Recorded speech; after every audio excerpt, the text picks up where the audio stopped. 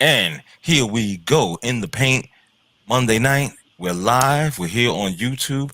Thanks for joining us, people. We're going to run our show for, I approximate from 9 p.m. to about 10:30, 11 o'clock, whatever the case may be. But it might be a little earlier because yours truly, R. Jones, has to work in the morning.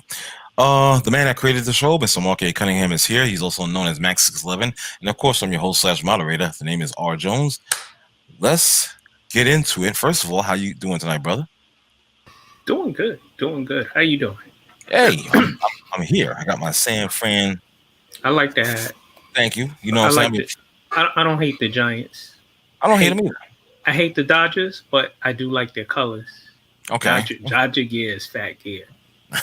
Okay. I'm glad you think that. Also joining me is my man David. What's up, brother Dave? How you doing tonight? What's up, brothers? How you doing? He incognito. We can't see his eyes. That's all right. I'm not mad at that. That's okay. He doesn't want to be like Adam Gase. Oh, here we go. That's quite all right, man. It's funny you mentioned the NFL because that's the first thing we're going to be talking about tonight. Is the lane we'll be in the lane of the NFL, and rumors are flying that New York Giants head coach Joe Judge will fire the offensive coordinator, Mr.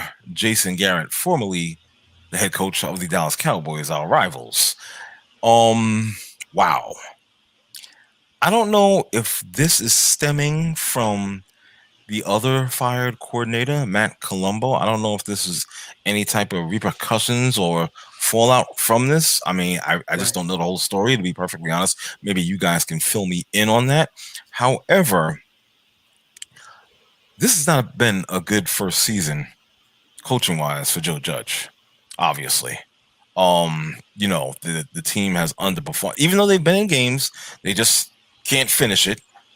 You understand? They've been in games. They've been very competitive. They had close games and whatnot, but just hasn't turned out in their favor as it relates to wins. But what's even more disturbing is what's going on with the staff. You understand? That's even more disturbing. I don't know. It seems like you just don't have total control of what's going on with your staff. So maybe I'm incorrect. I'm just saying it's just my thought. That's the the initial view that I'm getting. That's the vibe that I'm getting initially, to be perfectly honest, because I'm just like not liking this. Where it seems like you're lacking stability, control.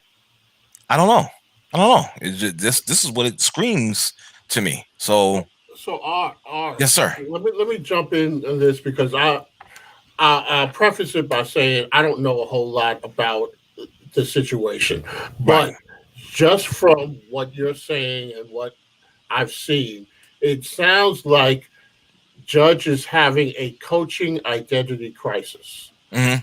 And what I mean by that is he doesn't know who he is as a coach. Okay. And he doesn't have the confidence enough to handle differences of opinions. Some coaches will just shut it down and say, "No, I'm the coach, I'm the head coach, and you're going to follow my system." Other guys work more from the advisement of their coordinators and are able to collaborate to bring about success. It doesn't seem like he has the confidence yet to know which kind of coach he wants to be. So with this guy last week, clearly there was something that happened. I mean, it's interesting that they won last week, and then they still got something to fight about. So it seems like there's some kind of identity issue going on there. And then they were off this week, and he fires another one. Right. So I don't know what is happening in Giant Land, but it seems like the coach doesn't know who he is yet as a coach. It doesn't have the confidence enough to be able to manage his coordinators, and he takes them more as a threat than he does as confident. And that's my opinion based on human nature, not on dealing with the Giants football team or coaching in general. It just seems like human nature wise, that's what it strikes me as, without knowing any other information. Gotcha. Okay, let me just before we go on, let me introduce a few more people that just joined us. First, my man from the NC, Mr. Dom. Of course, I can't see him because he's probably puffing or whatever the case he's doing. Well, I don't know what he's doing, but he is here live with us. And of course, we got the man, Snowman, in the morning. Brian Snow is with us. What's up, Brian? Thanks for joining us tonight, guys. I need the laughs tonight because for those of you who don't know, it was hard for me to be on air this morning because wife and I were raising some rabbits over the course of the weekend. Wait, what? Let me explain. Wait. For a few months, we had some pet rabbits, some pet bunnies, Okay. and we had a whole big idea of what we were going to do with them. I mean, wife would lean on me for ideas and advice, and then to find out Saturday morning that all of those ideas were ripped to shreds when someone busted in our bunny barn and stole the rabbits.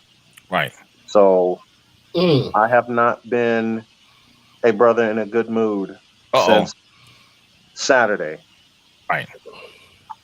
And I've said a lot of, all right, I'll go ahead and I'll say it plainly because I know I can say it plainly on this show. I pissed a lot of people off this weekend because when they see me, they think, oh, he's just jovial. He doesn't take things seriously. When it hurts my wife, it hurts me. Well, and of course. She cried most of the weekend. I'm telling you, I am not one to condone violence, so forgive me in advance for what I'm about to state. But had I found him, I'd have cut that sumbitch to shreds and not had a second thought about it. Hey, brother, I hear you. Hey, listen, let me before we get in more, we got some more people I want to introduce. My brother, the man, the Prophet Hollop is joining us. We are being blessed tonight. And also joining is the return of the bishop. Where were you at last week, boy? We got a full house going on here. Full house going on, man. Yeah, this is what happens when you don't got to go to work. What's up, brother? What's up, man? Long time, man. Long time. I'm telling you. Or I'm usually asleep when this is on. This is what happens when you get lucky enough to work from home. Yes. Oh yeah. Exactly. That too, exactly. You know what I mean? So so we're just talking, chopping up a little bit about the Giants with this this coaching situation. Not that Judge is going to get fired, but him quite possibly having issues with his coaching staff. First of all, it's Jason Garrett. Why are you surprised? Second of all, can we have Bill Parcells involved in any way? No, those are the Giants I know. I hear you, but no, that time is coming past.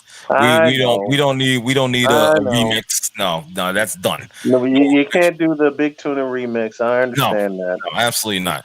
But I again, understand that. but like I said, I'm thinking this guy, he can't even. And what I do agree with what David said, of course.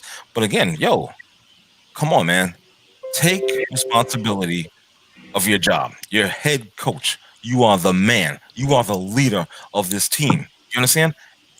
And what the hell is Adam Gase?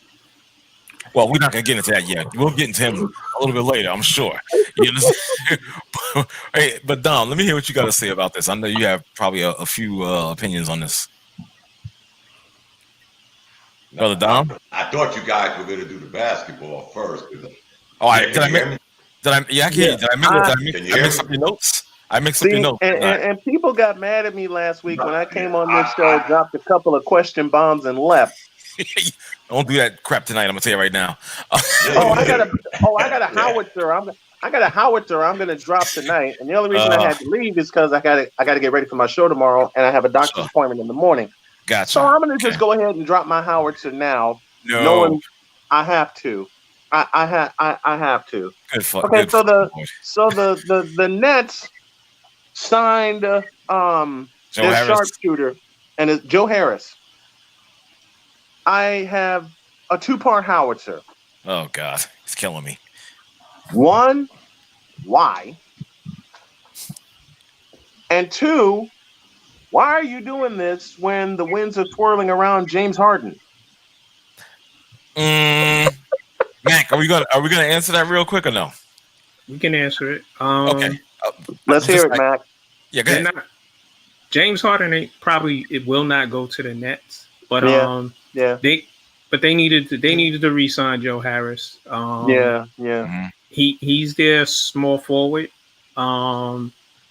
Great shooter, became a better all-around player, and that's a guy you need because if they get Harden, they're going to have to trade some other pieces. They're going to have to trade probably Karis LeVert, maybe Spencer Dinwiddie, and maybe Jared Allen. So you got to keep Joe Harris, which are some of your original playoff Nets anyway. Spencer Dinwiddie and Karis LeVert. So Mac, thank you. You just gave me 2 bonus questions. One, who's going to survive the axe in Philadelphia? Would it be Ben Simmons or Joel Embiid? Neither. Can I answer that? Go ahead, Matt. Right ahead. Neither. They keeping them. Thank you. Thank you. You said it the right way. The only way they'll get rid of Ben Simmons is if James Harden goes to Philly, which I think there's a much better likelihood. I feel that too. Of James Harden getting into Philly, because if he gets to Philly, then you can get rid of Ben Simmons. He's got two ends right now. Daryl Morey being one, and for some god-awful reason, Doc Rivers being the other. So I agree with you guys that we'll see James Harden more in Philadelphia. I think that was the plan all along. I still believe that's the plan all along. Then who gets the axe? Do they both get the as Max said? Do both get the axe? Ben Simmons got to go. Yeah, Ben Simmons should have never landed in Philadelphia. And I said that the year he got drafted, and the pushback was like, how can I describe this? The pushback was like Black Friday at Best Buy when I said that. But he's a good player, but he can't hit a jump shot to save. He's not a point guard. He's not. No, he's not. He's not a point guard. And to answer your first question, Joe Harris is like the New York Nets is JJ Redick. Okay. He's like an upgrade. He's like an upgrade of JJ Redick. And a younger version of JJ Redick. Yeah, for the Brooklyn Nets. Mm-hmm. A more accurate version. All right, I gotta go see Doc in the morning. But I wanted to drop by like I do each week and have fun with you guys. Y'all are great. Y'all are great. Appreciate it. Thanks a lot. Go ahead, Dom. Peace, brother. I think what he was alluding to, and even Bishop, I'm looking at my watch. I think a lot of ships have sailed. Training camp starts in 7 days. I think the luster and all the rumors are just about off the board. I'm guilty of it myself because I thought the Knicks would have a point guard by now. They do. Time is of the essence, and I learned something today that I don't know who the third team is. The Hornets, the Lakers, and one other team are the only 3 teams that don't have all their roster spots filled. Now, I'm not saying you can't make a trade or do whatever you want between now and the trade deadline, but as of right now, there's only 3 teams that don't have all their roster spots filled.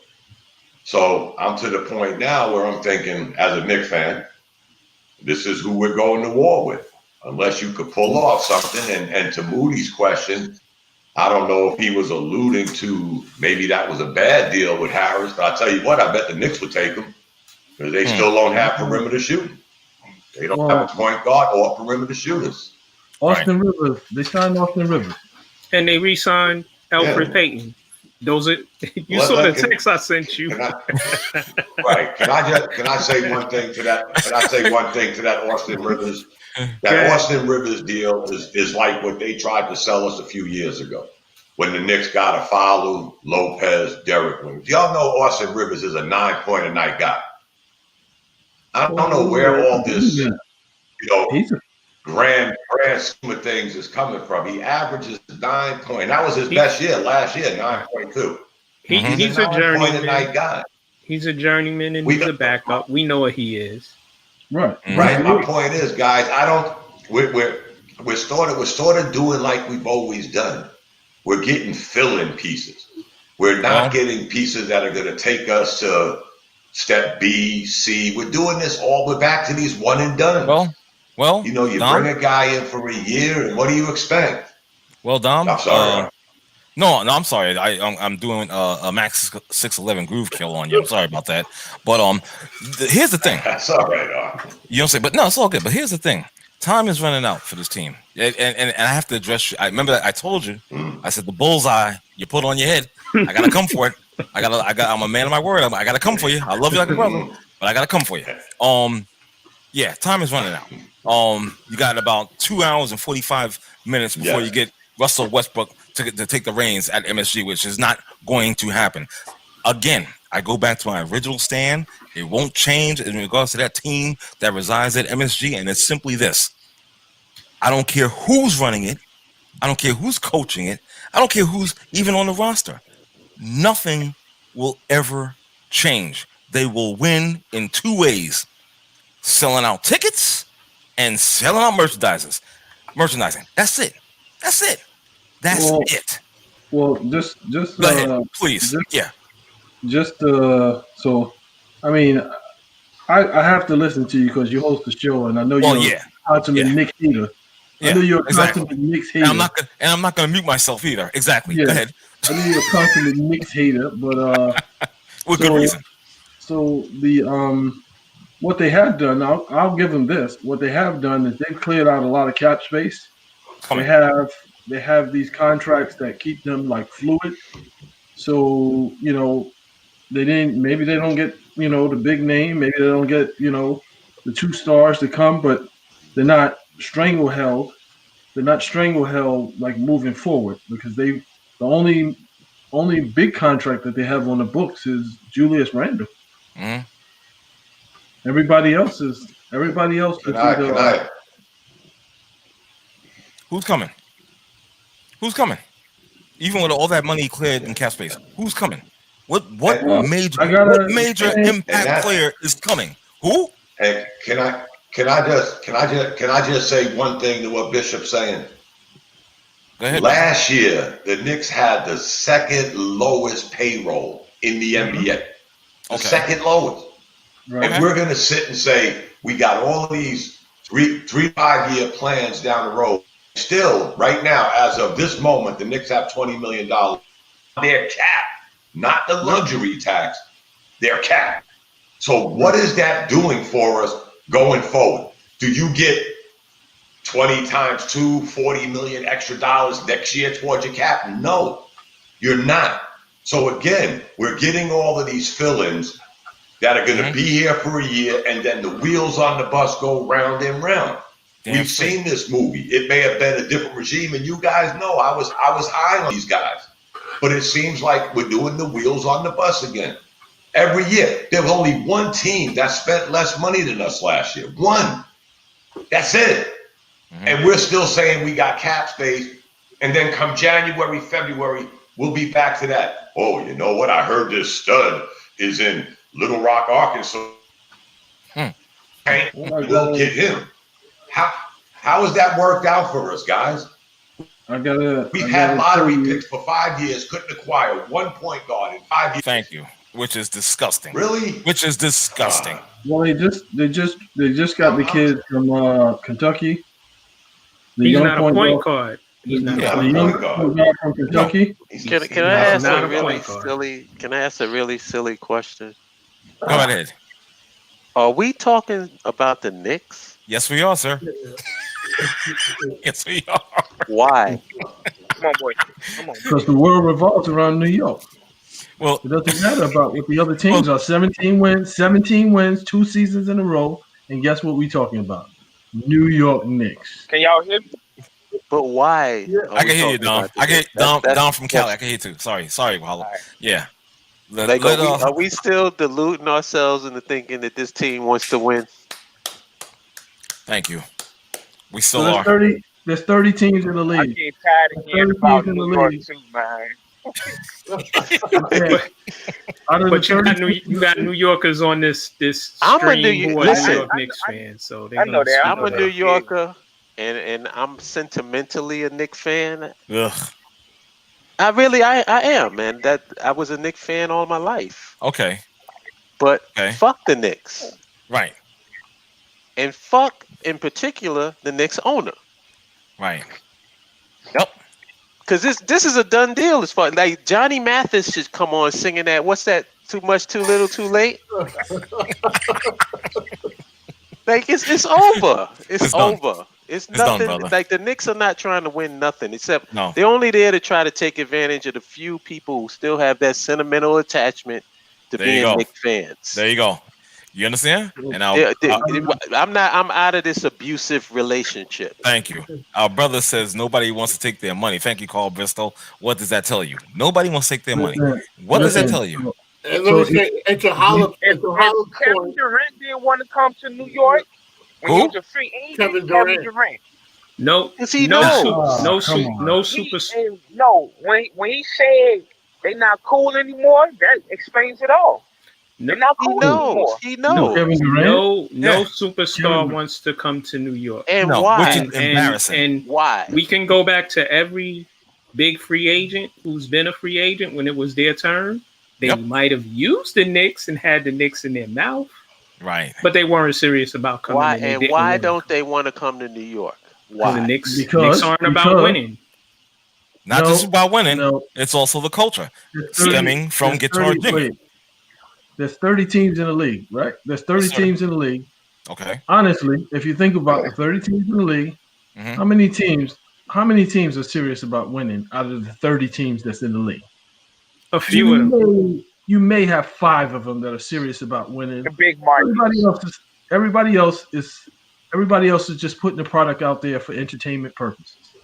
Out of the 30 teams in the league. But wait, I don't understand what the point is with saying that. The point that I'm saying, you made the point about the Knicks are not interested in winning, and I'm making a point to say that there's 30 teams in the league, and out of the 30 teams in the league, there's only about 5 of them that are serious about winning. So I don't know if I agree with that. But wait, all right, let's say we accept that. About winning. What other teams are serious about winning that you say are title contenders? But you saying your argument is that the Knicks is like every other losing organization? Pretty much, because at the end of the day, guess what? At the end of the day, guess what? There's only 2 teams that play for a championship. So why support them? There's only 2 teams that play for a championship. But if your argument is that they're a loser like all the other franchises, then why are we supporting them? Why support any of the teams? Why support any of the 28 other teams? You're actually strengthening my point. I don't know if you realize it. No, I'm saying why root for any other 28 other teams? Because they all, based on what you're saying and based on what I'm saying, we pretty much saying the same thing. I'm saying that there's only 5 teams that are interested in winning. So that means there's 25 other teams that are just faking fans out. It's not just New York. It's not just New York. Okay, it may not just be New York, but that doesn't excuse New York. No, absolutely not. I'm in New York, so I don't care about those other teams. Right, but I care about the New York Knicks. I'm more sympathetic toward you as a fan because you're the one that's being taken advantage of. And there's a lot of people out there that love the Knicks and they really want the Knicks to win. And those are the ones that I feel bad for. Well, then they deluded themselves because you can look at the roster and you can, if you know basketball, so I watch basketball. If you know basketball, you can look at that roster and see that roster is only built to get through the first round of the playoffs and get spanked in the second round. That's the Knicks? That's the best they can hope for. That's the best that they can hope for. If the young players play how they're supposed to play, and they win the games if they win the games that they're supposed to win, they'll finish at about 500. They'll get that 7th, 8th seed. They'll get that 7th, 8th seed. They may be a tough out in the first round, get lucky, get past the first round, and then get beat up in the second round. Well, let me ask you a question. Works right. No. Let me ask you a question. Last season, I'll tell you, last season, they won 17 games. There was about 20 games to 25 games that they should have won that they lost to like teams that were worse than them. And they lost those games in the last 2 to 3 minutes. So I'm saying I'm realistic. They were a bad team last year. Well, let me ask you a question. Roster. Do you think the Knicks should be supported? Any team in the league is going to be supported. No, should they be supported? Should they be supported as far as what? As far as time, energy, money, anything. Should they be supported as a Knicks fan? Well, depending on what your loyalty is, why not? Why not? If that's the case, to the young man's point, but to the young man's point, if his point is correct, and I've said this for years, the NBA shouldn't be supported because it's a watered down league that's getting weaker by the moment. Explain to me how the Lakers could win the championship after not being in the playoffs for 6 years. They won the championship this week and got better over the weekend. Yep. Not via the lottery, not via the draft. They got better by signs and trades, and they just won the chip and haven't been in the playoffs for 6 years. So you go back and you track. Let me answer that. Let me answer that. That's because their organization has historically been a winning organization who always gets the best players, and they always do get the best player. And it's a big market. Hold on, guys. Let's not try to. But the point I'm trying. The only point I'm trying to make is they was in the same boat as the Knicks 5 minutes ago. We're not going historical. Let's not do that because the past is the past. But they was in the same boat as the Knicks. They hadn't made the playoffs. But Dom, what did they do? Years. What did they do? They went and got LeBron, one of the best players in the league, right? Hold on, let me finish. Even that, right? Go ahead, Mark. They went and got AD, top 5 player, right? Okay. Right, and they made some other moves, and then like you just said, this week they went and got Montrezl Harrell, one of the best 6-man, up and coming young player. They're trying to win. That's why we can't use their resources. We can't really ignore history because the Knicks ain't trying to. As a matter of fact, I say they're trying to lose. Right. I was trying to figure out what point he was getting at. Can I say this? Let me just say this because I agree with what Halep is saying because there's a difference between a losing record and a losing culture. And so if you take the Lakers from a few years ago, their record was not indicative of what their culture was. They just ran into hard times like teams do. It comes around in cycles. The problem is that the Knicks come around like Haley's Comet.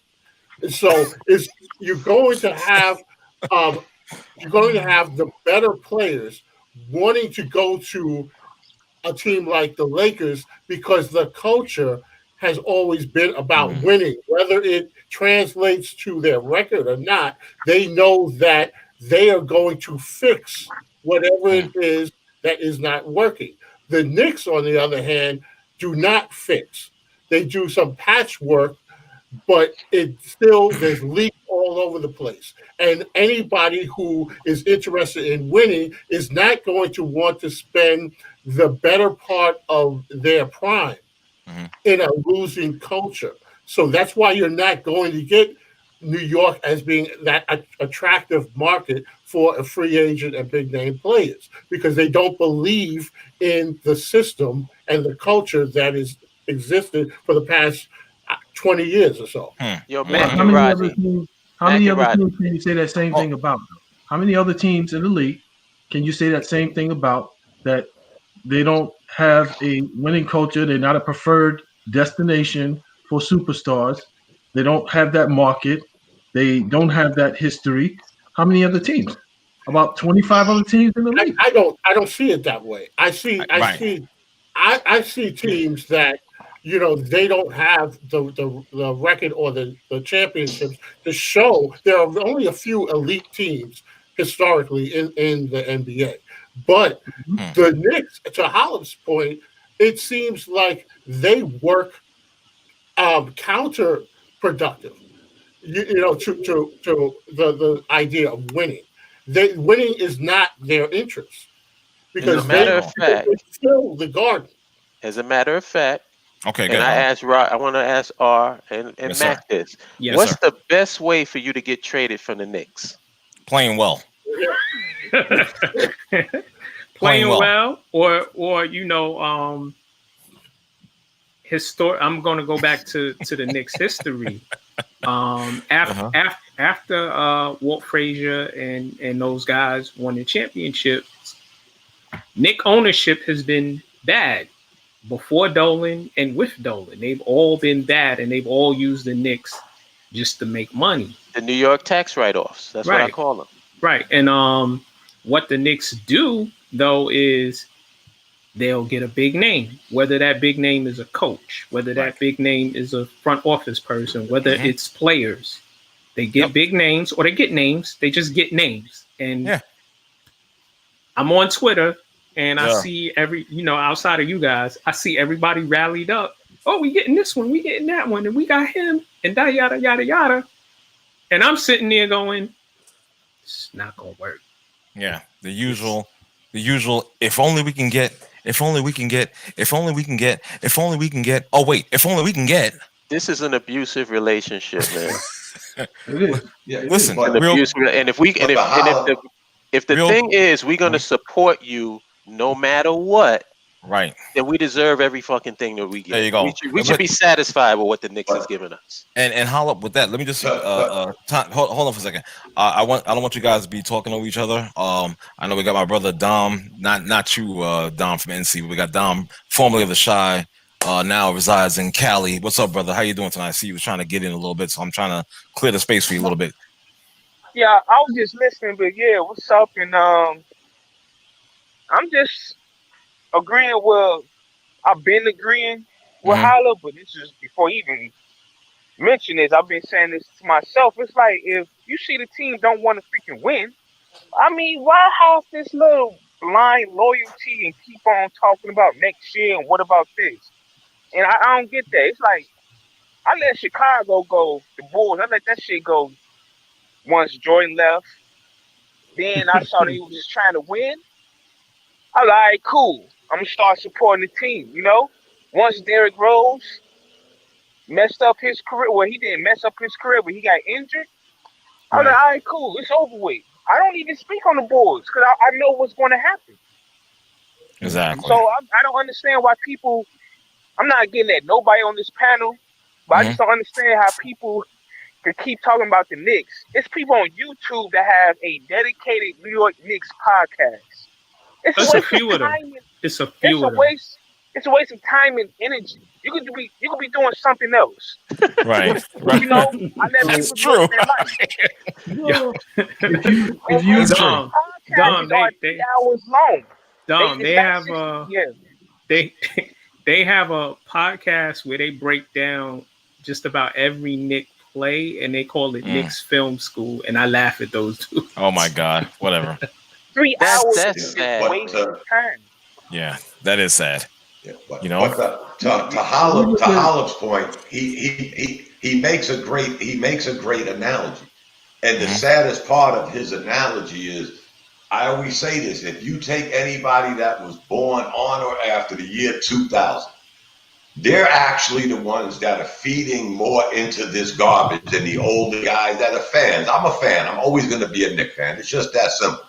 But you got these younger social media age lunatics that feed into this. It's okay to lose. We'll be in the lottery. But they never put thinking caps on and say, we've been in the lottery for 6 years. Right. And we haven't gotten no better. That's the part that Hollop is making that reigns in my head, because too many of these young guys, and you'll see it come January, February, you'll hear people talking, oh man, it wouldn't be that bad if we got this guy in the lottery, that guy in the lottery, and haven't caught themselves saying, I said this for the last 6 years. Sooner or later, your age and your maturity has to catch up with your thoughts. And you say, man, this is getting a little bizarre that I'm saying the same thing every year around the same time of year, like me, guys. Come January, February, I'll be talking about the Yankees. Yeah. Because it'll be spring training. And I know the Knicks ain't in the playoff hunt. and it's like the wheels on the bus go round and round. So one of the things that so I don't care where I am. I don't care what team is winning championships, whatever. I'm a Knicks fan, win, lose, or draw. So we'll put that out there. Number two, outside of the final four teams, outside of the teams that make it to the semifinals and the finals, the other 26 teams the other teams mean nothing. It means nothing because you pretended like you wanted to win, but you didn't do what you were supposed to do to win. It's not even pretending. They have a script. James Dolan, the owner, and his family. The script is we gonna keep these seats filled, so we gonna get a name. When me and R were outside the garden with the people protesting, what happened, R? Well, which protest are you talking? The first one, the big one. Oh, the first one. Oh yeah, they yeah, you was there, David. Yep. People were initially they were angry, and then what happened? Angry at what? Once the scoreboard flashed that Phil Jackson was coming. Oh my God! Oh, it was like the second coming. It was like the second coming. Jumping up and down and dancing and I thought I was at a Prince concert. For real. And that's how bad it was. Can I just say something?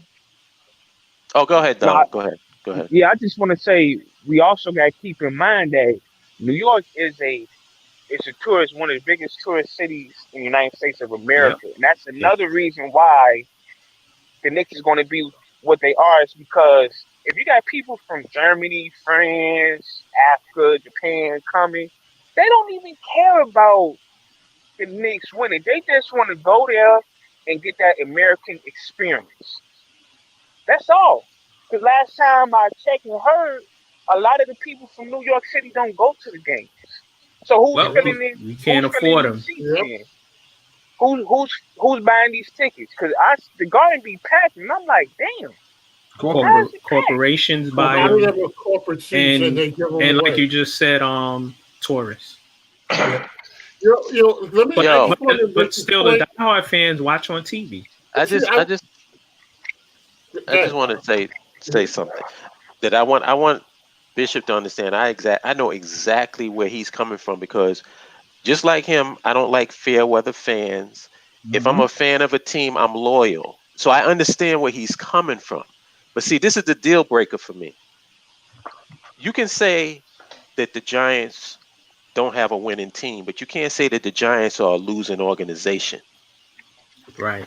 You can't say, like, there's plenty of teams, like, look at the Patriots. The Patriots are not good like they were before, but are they a historically losing organization? You know that they're trying to win.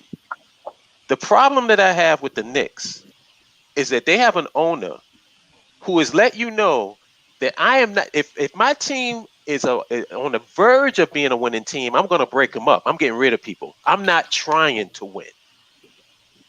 So then it becomes, by supporting them, it becomes counterproductive. It's not like you're abandoning, like, this blind loyalty I don't agree with. I'm always going to have a sentimental attachment to the Knicks because I'm a fan of the Knicks. But I'm not going to let you abuse me. Right. And if you show me that you're trying to win, if you're supposed to be my team, why are you not trying to win for me? I'm supporting you. I'm putting money into you. I'm going to the games. I'm purchasing your merchandise. And then you just telling me, well, I'm not going to even fucking try to win. In a big city like New York? Right. When did we win a championship? The 70s? Well, who's championships for? Are championships for organizations or championships for fans? For the fans. Right. So how the fans gonna get a win if the organization ain't trying to win? Right. That's my point. Like, listen, I'm not gonna make fun of anybody because they're a Knicks fan, because I'm a Knicks fan. I'm from New York, I'm a Knicks fan. I tell everybody that. But I ain't gonna let you abuse me. I'm not gonna sit up here and support you no matter what. No, fuck you. Fuck Dolan, until y'all motherfuckers show us that you are trying to actually win. Right. And holla, if the fans who were at the protest, if they were smart, and if they were keeping it a buck, they would have said, okay, you got Phil Jackson. We still not coming to games anymore. We still not buying, The real fans need to protest their ass. Don't go to these games. Don't support them until they start showing that they want to provide a winning team. This is the bottom line. I got in a discussion with a guy last year who was a Knicks fan, and he said I made the fan base look bad because I'll tell you why they're bad. I'll tell you if the team is bad. I'll tell you if the players are bad and the coaching is bad. I'm not going to whitewash anything. And he said, well, is that what you tell kids when you coaching them? Yes. If you bad, you bad. And I'm going to tell you how to get better. So we've got to delude ourselves? That's what he's saying? Yes. No. And there's a bunch of them like that. You can I'm going to pretend that you ain't trying to win? Nah, you can be a Knicks fan, but not delude yourself into thinking that they're better than who they are. So when I made the comments that I made, I said I was a Knicks fan, and then I prefaced that with, here's the best case scenario for the Knicks. So I never delude myself into thinking that they're a winning organization at this point. I already know, looking at that roster, looking at the league, looking at the division that they're in, I already know where they're going to wind up. That's why I'm saying I could look at the 30 teams that are in the league, and out of the 30 teams, there's only 4 or 5 of them that actually made moves that are indicative of them wanting to win. There's only 4 or 5 teams in the 30-team league that made moves. So, again, the other 25 teams are faking their fans out because they didn't do anything different. But I don't care about that. I really don't care. Like, that point is lost on me because I don't care what the other 24 or 5 teams. All I care about is what the Knicks are doing. Right. Just like Dom is from Chicago, so he cares about how Chicago is doing, even though right now they're bad. And they might lose Levine. Right. And they've been bad since Mike and Pippen and the rest and Phil and the rest of them left. And let me just make this point. Good for a minute. Go ahead. Let me just make this point. I don't want to interrupt you, but if the Knicks was just a losing team, we wouldn't even be having this discussion. Like, there's plenty of times where your team is going to be a losing team and they're not going to go to the playoffs or whatever, and you stick with your team because the team is trying to win. They're going to get players. They're going to trade. This is the stuff that you go through as a fan. So your teammate's not going to win every year. They're not going to have a winning record every year. That doesn't mean you abandon them. What I'm saying is this is not what we're dealing with here. We're dealing with an organization that has put it out there. They do not want to win. So if you look at the Eastern Conference, realistically, look at the Eastern Conference. You got Miami. Well, you got Milwaukee, Miami, Boston, and Philly. Those are the top 4 teams. Those are the top 4 teams. Those are going to be the top 4 seeds in the East. If you look at the West, made moves. If you look at the West, you got the Lakers, you got the Clippers, you got Golden State, and you got Denver. So you're saying I don't understand the point. Are you saying that the Knicks shouldn't be one of those teams that's trying to win? No, I'm saying that if you look at the league, those are the only teams that are serious about winning. And out of those 8 teams that I just named, there's only 4 of them that are going to be playing seriously for a championship. But Bishop, part of that is some teams are in bad markets where they can't get certain players. They can't ascend, unless they draft players or they trade for players. York, as a player, when you come to New York, you have to be about your business in order for you to live that lifestyle because of the scrutiny that you're going to face. So even though it's a big market, you got to be a certain kind of player to be able to survive in New York. The last 6 years, they brought subpar players here. Right. The last player that actually came in and was about their business in New York was Carmelo. And that's because Carmelo is a different breed. Like, Carmelo is about that life. How many other players in the league can you say that? But to your point, Bishop, though I love arguing with you all the time, you make a half point because to your analogy, and I get it because like I said, the NBA is a watered down league to begin with. But when you look around, if you actually look at the NBA, with your plan, Bishop, and I get it, but that means at least, to Hollow's point, at least teams like Phoenix are showing they're trying to get better. Sacramento's trying to get better. Atlanta's trying to get better. It wasn't 5 minutes ago the Sixers couldn't get out their own way. So I get the point that only so many teams are going to really compete for a championship. It's still about putting a product on the court. To Mark and them point, the same people that walked away from that boycott when they said Phil Jackson are the same ones that'll bitch and moan all year. And then January or February, they'll come out talking about we're going to get a draft pick. This is the delusional fan that Holland is talking about. Those are the delusional ones. And let me just add to that, because Bishop, you named 4 teams in the East. You said Philly, Miami, Milwaukee, and Boston. Okay, so one team that you didn't say was Toronto, and they're 2 years away from 2 years past their championship. So we're talking about cycles.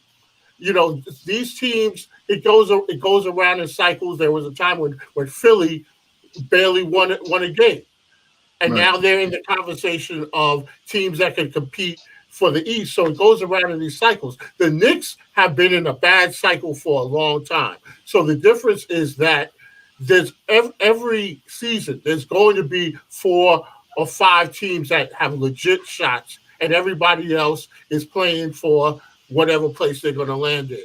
The Knicks are always at that bottom. They're always playing for the lottery. They're not playing for the championship. Their chip is in June or whenever the lottery is. You know, this year it was last week, but June is their championship, and Knicks fans get all excited about June, postseason, draft time, and so that's what I mean about the culture. The culture has not been one of showing that they are a winning organization, and these other teams, you can see where they're trying. You don't see that with the Knicks. All I see is that they're trying to get a number one draft pick. That seems to be the highlight, and then everything else is playing it out the string until next season. So that's where it becomes problematic. But I wanted to make this point real quick, because I don't want to jump on, because I'm a Knicks fan too, and I don't want to jump on Knicks fans because I'm a Mets fan. But I tell you though, as a Mets fan, there's 2 types of fans basically. There's those delusional fans, and then I'm a baseball fan first, and so I love going to the ball game. That is something that brings me enjoyment. Win or lose, the experience of being at the ball game is relaxing for me. It is a friendly place for me, and it is a place where I can forget about a lot of the other BS that goes on. So my following of the Mets goes back to over 50 years now. And they haven't been good most of those 50 years. But it's the experience. So I say that to say that there are some people who are passionate about basketball the way I am about baseball. And if the Knicks are their team, they can go. They enjoy the experience of going to or watching the basketball games, but they're not delusional about it. That's the difference. And that's the point I think that everybody's getting to, is those delusional fans that actually believe that the ownership is trying to do something that they're not trying to do. And that's the point. If the Knicks win, it's going to be you ever seen that movie Wild Pitch? It's going to be like one of those situations where like they just happen to it's like you throw a bunch of players together and they just gel together and they overperform and they win in spite of the management, because the management will try everything they can to make sure that team does not win. Right. Holla. That's what we're dealing with. Holla. Remember 86 when the Mets won. Exactly. Yeah. Frank Cash, you're going to see if they win, you're going to see Frank Cashin walking around the locker room mad as hell. Yeah. You weren't supposed to do this. Yeah. But that's the only way it's going to happen. Even with that Mets team in '86, guys, I'm a baseball fan like Dave. With the Mets team in '86, you saw the ascension. You saw that in '84, '85, '86. You saw the ascension. So even if you are a crazy Mets fan, like Dave, like I am with the Yankees, you saw an upward climb. Yep. So when they hit pay dirt in '86, it was like, wow, they kind of sort of deserve this. They've been on the upswing, but Dom, we don't have that. Dom, here's what they did though. After '86, they tore it down. But that's a subject for another day. Right. That's a subject for another day. But they built it up. Right. But they built it up, Mark, where you felt good. Yeah, you felt good. Dave, I can imagine, was overwhelmed. I wasn't. I'm not even a Mets fan. I know all the stories. I was in Germany. I'm pulling for the Mets. Right. But you saw this. Right. Here's the thing with the Knicks. '99. We got lucky, go to the championship. The owner, for whatever reason, decides he doesn't want Marcus Camby and Latrell. He doesn't want Marcus Camby and he doesn't want Latrell Sprewell on the team because he felt slighted by them for whatever reason. And they traded them for hot garbage and messed the team up. Yeah. Right. Yeah. That's the difference, though, Mark. The Mets won, and let's be honest, Dave's the ultimate Met fan. You kind of saw the wheels falling off. Yeah, you kind of sort of saw them wheels coming off that team with one issue after another, injuries, attrition. Don, to your point, the wheels came off the night that they won. Right. Because Doc Gooden decided that he was going to go skiing instead of, resting up and miss the parade. I was at that parade. Everybody was there like, where's Doc? Right. And then you hear the stories afterwards. And then, of course, you had, different pieces, interchanging in Kevin McReynolds' experiment. And then ultimately. Experiment. Yeah. That was just a dumb move. Yeah, exactly. And then so 87 were the injuries. 88, they came back. They should have beat the Dodgers, but all Hershiser was unbeatable. And see, now, that was again, going to what Dave's saying. You saw the ascension and the decline, but you saw it in a 5-year period. It's not like they fell off the map after winning the World Series or the 2 years before the World Series. They was competitive. Right. They won. They slipped. They fell. They went to the National League Championship. You don't see that with the Knicks, guys. Come on. I'm old enough to remember the last time the Knicks won the damn championship. Thank God. Let's go back to the Knicks sort of history. They get Carmelo. They have Amari. They got a good team, right?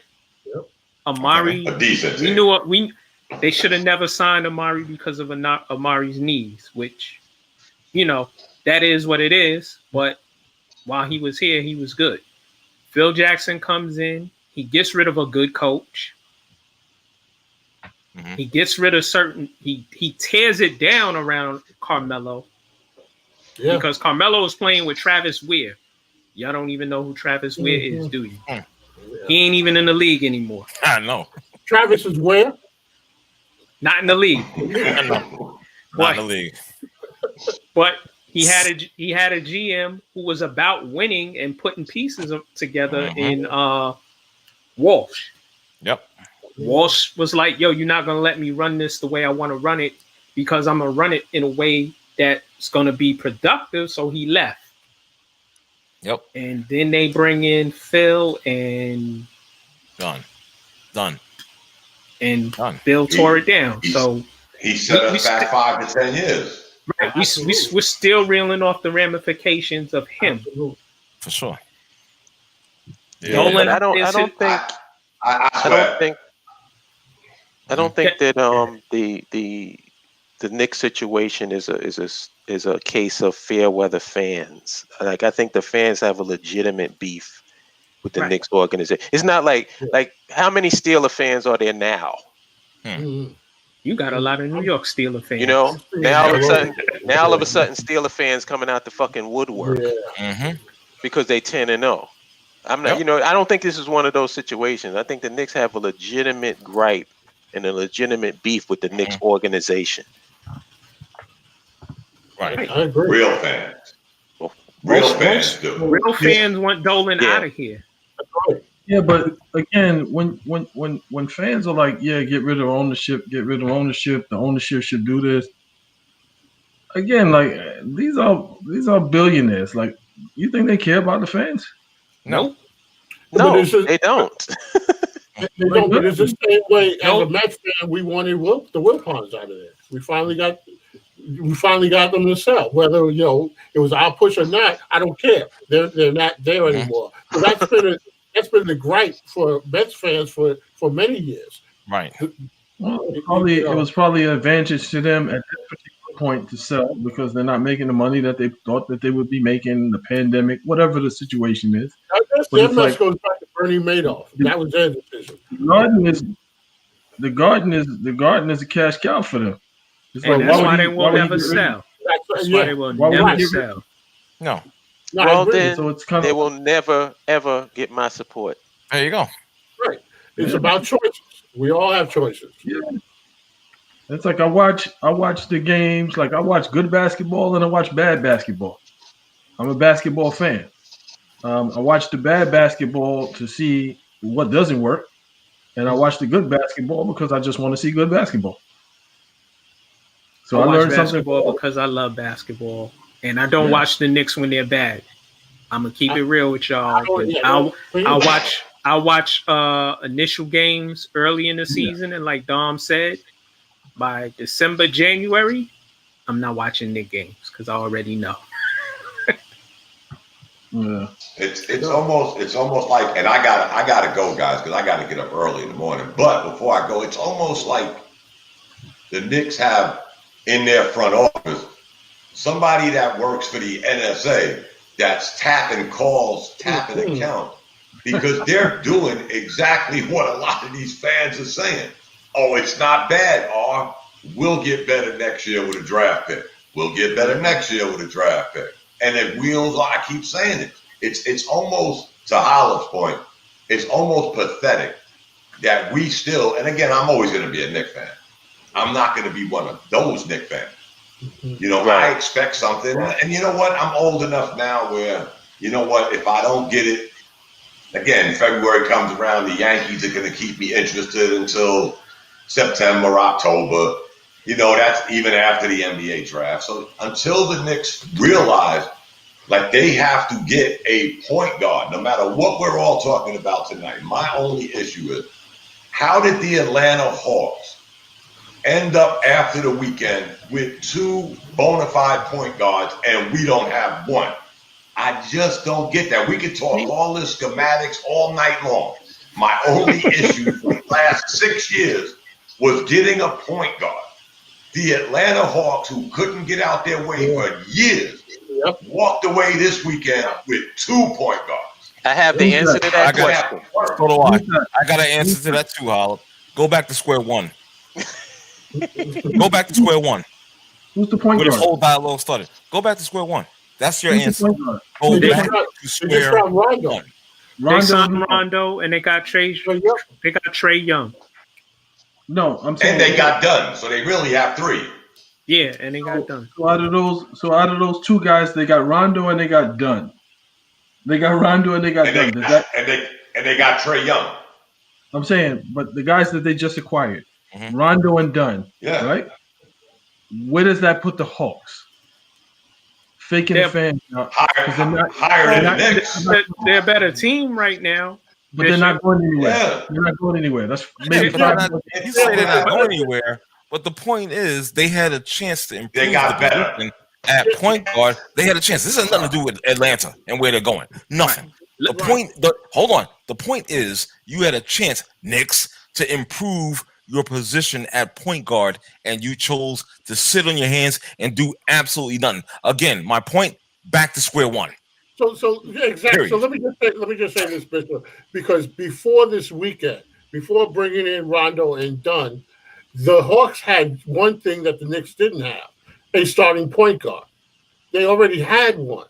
Then they have young pieces. Yes, and then they shorted up by getting Rondo. And when the Knicks, they had point guard by committee, but none of them were starting NBA point guards to begin with. So you had an all-star, Trae Young, a legit point guard, and then you bring in Rondo on top of that, where the Knicks, they had one need, as Dom said, for the past 5-6 years, and they keep bringing in these wannabe point guards, and none of them can play. So wherever the Hawks wind up, the point is, though, they took what they had and then they built upon it, rather than the Knicks, who are always operating from a deficit and then seem like they're trying to fill holes, and missing the big craters. No, there's no. Listen, this is real simple. They do not want to win as an organization. There's no mystery about this. There's no mistakes going on. They don't want to win. Very few people grasp that reality, what we have been saying for years, me in particular. Okay. I mean, it's just the same fucking song with them. There's no difference. You can't stop trying to just like see pancakes when they're really shit.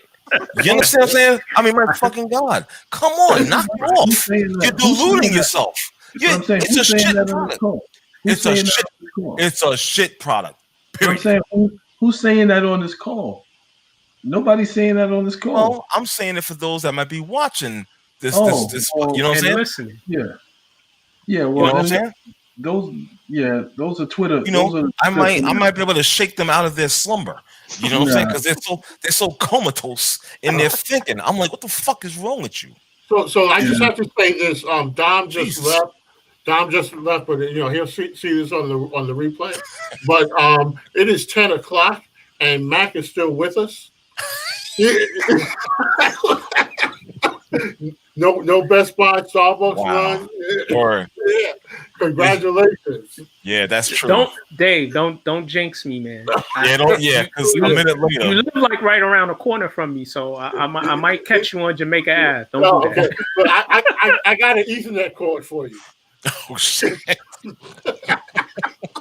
I got a 50-foot one. That's the running joke from your neighbor's crib to yours. Like I said, that's the running joke right there. Another year, you're right.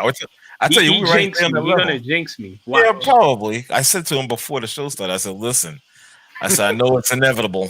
I said, I know. I'm gonna get ready for it, and it hasn't failed. I'm very proud of you at this point. To this point, should I say? Yeah, I love you guys. I just wanted to love you too. I just wanted to acknowledge it, brother. For sure.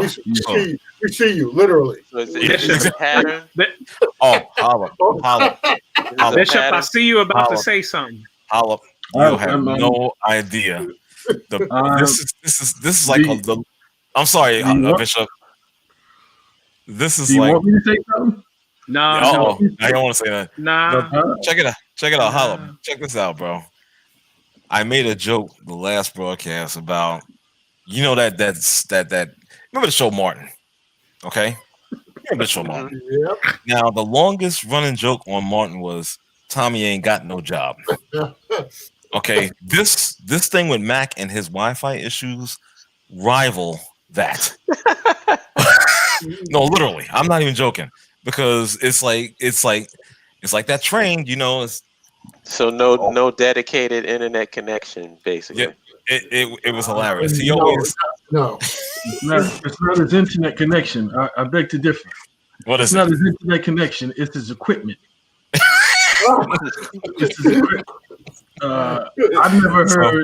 I've never heard of a cell phone alerting you that it's overheating. So it's on that level. So far he's been doing pretty good. No stills of him. You know what I'm saying? Like that static. None of that stuff. He's doing well. He's doing props. I gotta clap. Yeah, props. AOL called. They want their DSL. You guys are silly. I swear. Hilarious. I know where you live. I know where you live. Now, can I get back? Wait a minute. Can we get off this basketball stuff for a second? And can I get back to the NFL before that guy ruined my show? You let him. Yeah, I know I did. That's all right. I did let him. That's my fault. But talking about the Giants and Joe Judge and his lack of control over his coaching staff. You know, I called this guy vagina last time, which he is, because he wasn't nice with his hands when his fight with his ex offensive lineman coach Mark Colombo, and now he can't take control of his coaching staff. You know, I mean, I don't. Say this, Go ahead. Jason Garrett is from the Cowboys. So is the offensive line coach who was with Jason Garrett. And I believe that Jason Garrett was forced on Joe Judge. They sort of said, listen, we want him to come in as an offensive coordinator. So, and Joe Judge is trying to run the team like Bill Belichick, you know, because he's a former Patriot assistant coach. Mm-hmm. He needs to just be Joe Judge and not be Bill Belichick. Be yourself. That's that identity piece that I was talking about. Right. Yeah. You know, so I'm just like, I don't know. I just don't think the guy is right for the job. I'm sorry.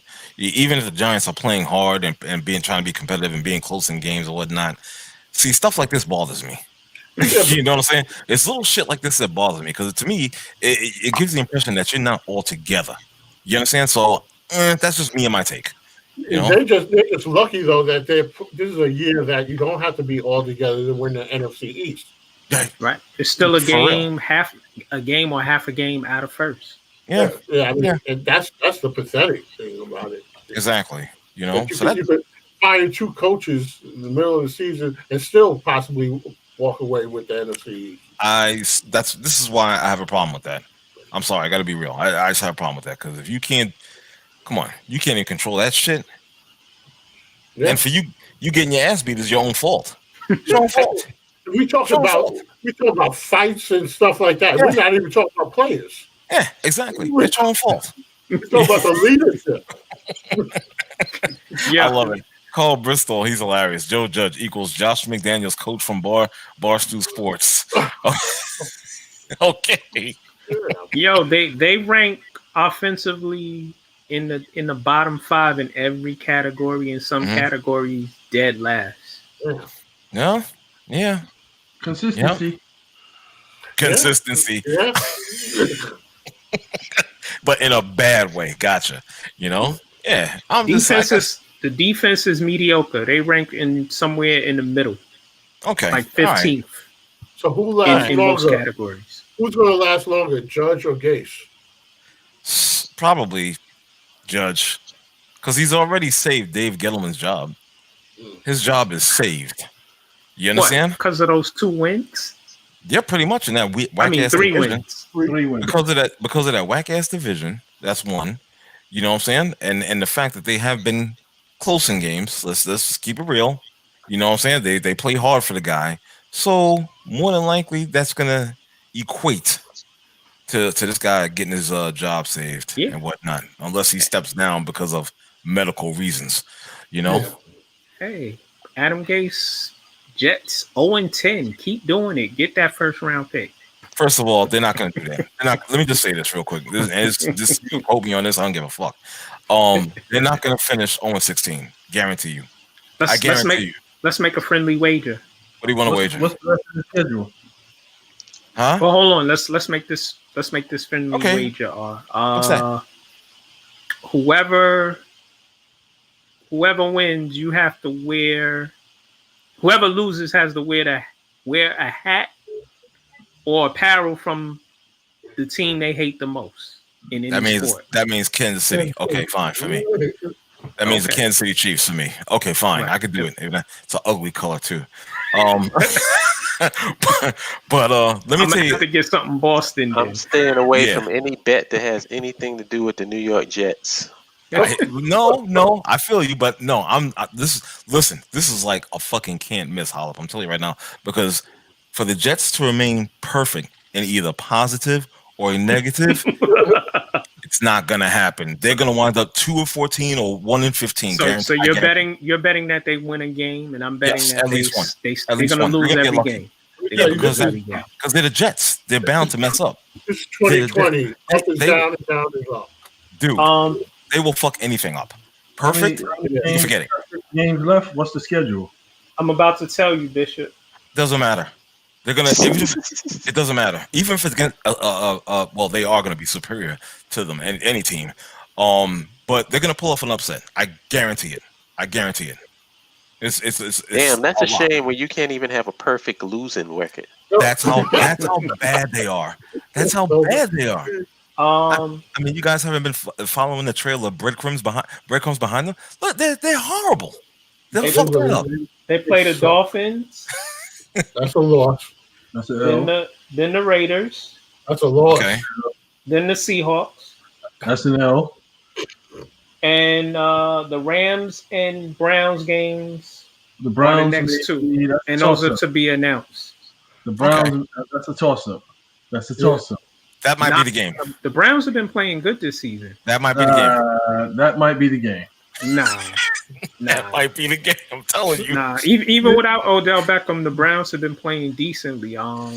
They could lose. It's a strong possibility they lose the rest of the game. I tell you, the only way the Jets beat the Browns is if somebody reminds them that they're Cleveland. Right. I'm telling you. And they play the Patriots also. That could be the game. That's it. They played the Patriots tough the last game. Those are their last 6 games. Well, I'm telling you, get ready to wear that New England apparel, boss. I'm telling you right now. Get ready. You might as well buy the Boston Celtic. You might as well. It's going to be something Boston. Somebody in the state of Massachusetts. You better get ready to spend that dough. I want to you're wearing that black with a Larry Bird jersey. Word. Exactly. All right, because there's no way in the world I'm wearing anything representing Kansas City. All right, I might rock the Royals. I like that color. You don't hate them though. It's got to be somebody you hate. Oh fuck! It's got to be a team you hate. Yeah, I fucking hate Kansas City Chiefs. Jesus, I hate them. I swear, I can't stand them, and that's based on their fans. I just wish, and this is hateful. I can't stand them because they cost me $2,500. That's a huge. Yeah, for sure. I'm hoping what's his name suffers an injury soon. And they cost it. They cost it to me in the worst way. All they had to do was take a snap. That's it. Yeah. All they had to do was take a snap and take a knee, and I would have had $2,500 in my pocket. Right. Motherfucker fumbles, and then somebody recovers it and runs in for a touchdown. And that was it. Yeah, I got. They have my hatred for the rest of humanity. I hear you, brother. I'm right there with you. For the Chargers like that too. They similar. All they had to do was lose. Wait a minute, and that's funny. You just said the Chargers. What do you think about this quarterback? This guy, Justin Herbert or Herbert. He's very good. I'm shocked that he actually plays for a formerly 2-7 team because he has some pretty good damn numbers. Listen, I like Anthony Lynn because he's a brother and he seemed to be a good coach. But I've been watching some of their games. Mm-hmm. Good God, he's gonna get himself fired. He is gonna get himself fired. They should have won their last game and Well, they did against the winless Jets. They did. But the game before last, they should have won that game. It's just watching them is he just don't know what he's doing. No, time management is bad. I saw something with time management. Yeah, he's right in regards to that. He's clearly overmatched at this point, and that's a shame because he's been coaching his team for how many years now? Like 2 or 3? Yeah, say about 3 years. Yeah, roughly. Yeah, and that's shameful for even any of us to say that. And they got talent. They do have talent. But I like this kid. I do like this kid. He's doing his thing. He's putting up some very, very good numbers with the team being in the position that they're in. You know what I'm saying? So yeah. So what about Matt Patricia in Detroit? Why is he still coaching? Well, I hate to sound like this. Say it. Say it. Who was the coach before Matt Patricia? My man from the Bengals from the Jim Caldwell, right? Jim Caldwell from the Colts. Okay, well, there you have it. One of these things is not like the other. Oh. And if you're smart, you could kind of figure that one out. That's why I said say it. Are you saying someone has the complexion for the protection? All day long. Yep. All day long. You understand? All day long. Plus the fact that he came from the Bill Belichick school. You know what I'm saying? The same, you know what I'm saying? Exactly. So you combine those two factors, and people might hate me for saying that, but keep it real. Yeah, that's all I'm doing. That's all it is. One of these things is not like the others. You understand? As a black man, as a coach in the NFL, you're not going to get the chances, the second, third, fourth, fifth, and so on, as you would a white coach in the NFL. Caldwell had been to a Super Bowl, like Carl just said in the chat. He had a winning record with Detroit. Took them to the playoffs a couple of those years. True facts. Matt Patricia's record after almost 3 years is a sizzling 13, 28, and 1. Yeah, putrid. All right. My thing is like, listen, I hate to say it like that, but and some people might not agree, and that's fine. But, geez, I don't know. It's sort of kind of a coincidence. I mean, kind of matches up in a way. Maybe it's just something in the water there. Nah, ain't nothing in the water. Well, then again, Flint, Michigan. You're right. Has that been solved? Has that been solved yet? Is there clean water in Michigan? In Flint? Low blow. Okay, and you're shocked that I would say something like that, right? I mean, Jesus. Yeah, I know. Roger, I'm ashamed of you. It's like, oh my God, I can't believe you said that. I believe it. You know me. I don't give a crap. Be better. Yes, Rodney, be better. No, I'm gonna be a scumbag and a low dirt ball that I am, and I'm gonna continue down that path. Okay. And it's our job to help you rise up, my brother. That's okay. I'm good. I'm good where I'm at. In the bowels of hell. That's why I roll, and I love every fucking minute of it. I'm sorry. I got to keep it real. That's just me. So. What about my man in Cincinnati? Which one? Joe Burrow. That's messed up. What happened, man? The young kid is talented as well. I don't know if he was putting up the numbers as Herbay was, but or Herbert, however you want to pronounce it. Right. I think he's dude. I think the guy's talented or whatnot. Right. And it's just a shame. I mean, with that ACL and MCL, you understand, which is just wow, man. That's devastating. But I did hear through the grapevine he was trying to get back Andy Dalton from the Cowboys. I'm not fucking around. Hey, and Andy pulled out a win yesterday. Did he really? Yes, he did. Yes, he did. He actually threw a touchdown. Wow. Okay. No, I was just messing around. But man, it's a shame that happened to him. I mean, I don't know the prognosis on his I don't know if he's going to be out of extra season or whatever the case may be, his recovery time. Right. But I just hope that it was sad. Yeah, I do hope that he recovers fully from the injuries or whatnot. You understand? Because that's devastating. And my best wishes go out to the dude. Because again, I think he's talented, and he was probably the guy that could have brought Cincy out of the malaise that they're currently in. You know what I'm saying? Maybe even win a damn first round playoff game at some point. Down the road. He had it in him, but we'll see from this point. Right. Pittsburgh Steelers undefeated. Let's swing that pendulum. All right. Jeez. 10-0. Okay. First, this disclaimer. I like Mike Tomlin. Right. I think he deserves Coach of the Year. I support the brother. Right. But I gotta tell you, I'm gonna be petty right now. I'm gonna be very petty, and only because it's not Tomlin. It's not the players. It's not even the city or the state. What it is I have an associate at work that's a big time Pittsburgh fan. You know what I'm talking about, Mac. You've seen the guy. And I have to see this fool tomorrow as well. He comes into work. He's got the whole Steeler regalia, hat, the mask, the fucking book bag. Book bag. Yes, he does. Has he always been a Steeler fan? He claims. I'm gonna actually take him to task on that because I'm gonna come up with some trivia questions. I think he is from New York. Yeah. But he has family down south. Right. That look exactly. So it's just for that reason.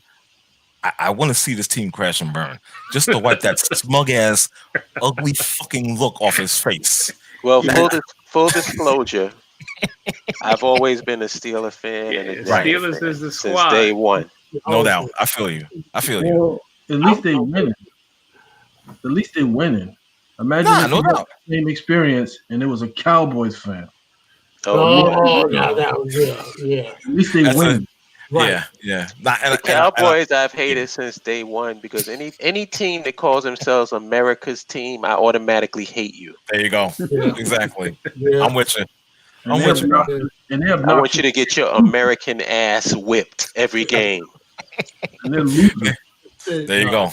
I was a Steeler fan as a kid, in the 70s. So that's why I hated the Cowboys because it was always, Steelers, Cowboys. And so I picked the black and gold and the Lynn Swan. And then that was when, the Super Bowl used to come on in daytime. 4 o'clock. Yeah, right, exactly. Yeah. And, those were the days. Now it's like I don't even stay up. No. No, exactly. So good. Listen, I'm happy for Pittsburgh. I just don't want them to win the Super Bowl. Just simply for that guy. It's crazy though. Yeah. It's crazy though. Last year and maybe year before, we are me and you. I guess we can attest that we were saying that maybe it was time for Tomlin to step aside. True, we did say that. The Steelers though don't jump around like other teams. We talk about the Knicks and stability and not trying to win. Mm-hmm. The Steelers have never since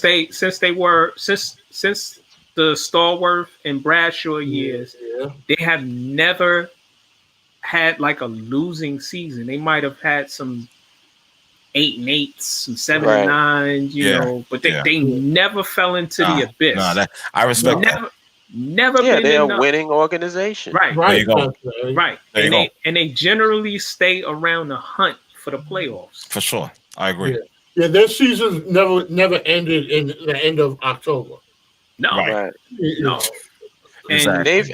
And as a fan, you always deal with heartbreaking losses, disappointments, and all that comes with the territory. Exactly. Definitely. But at least I know the organization is trying to win. See, that's the difference.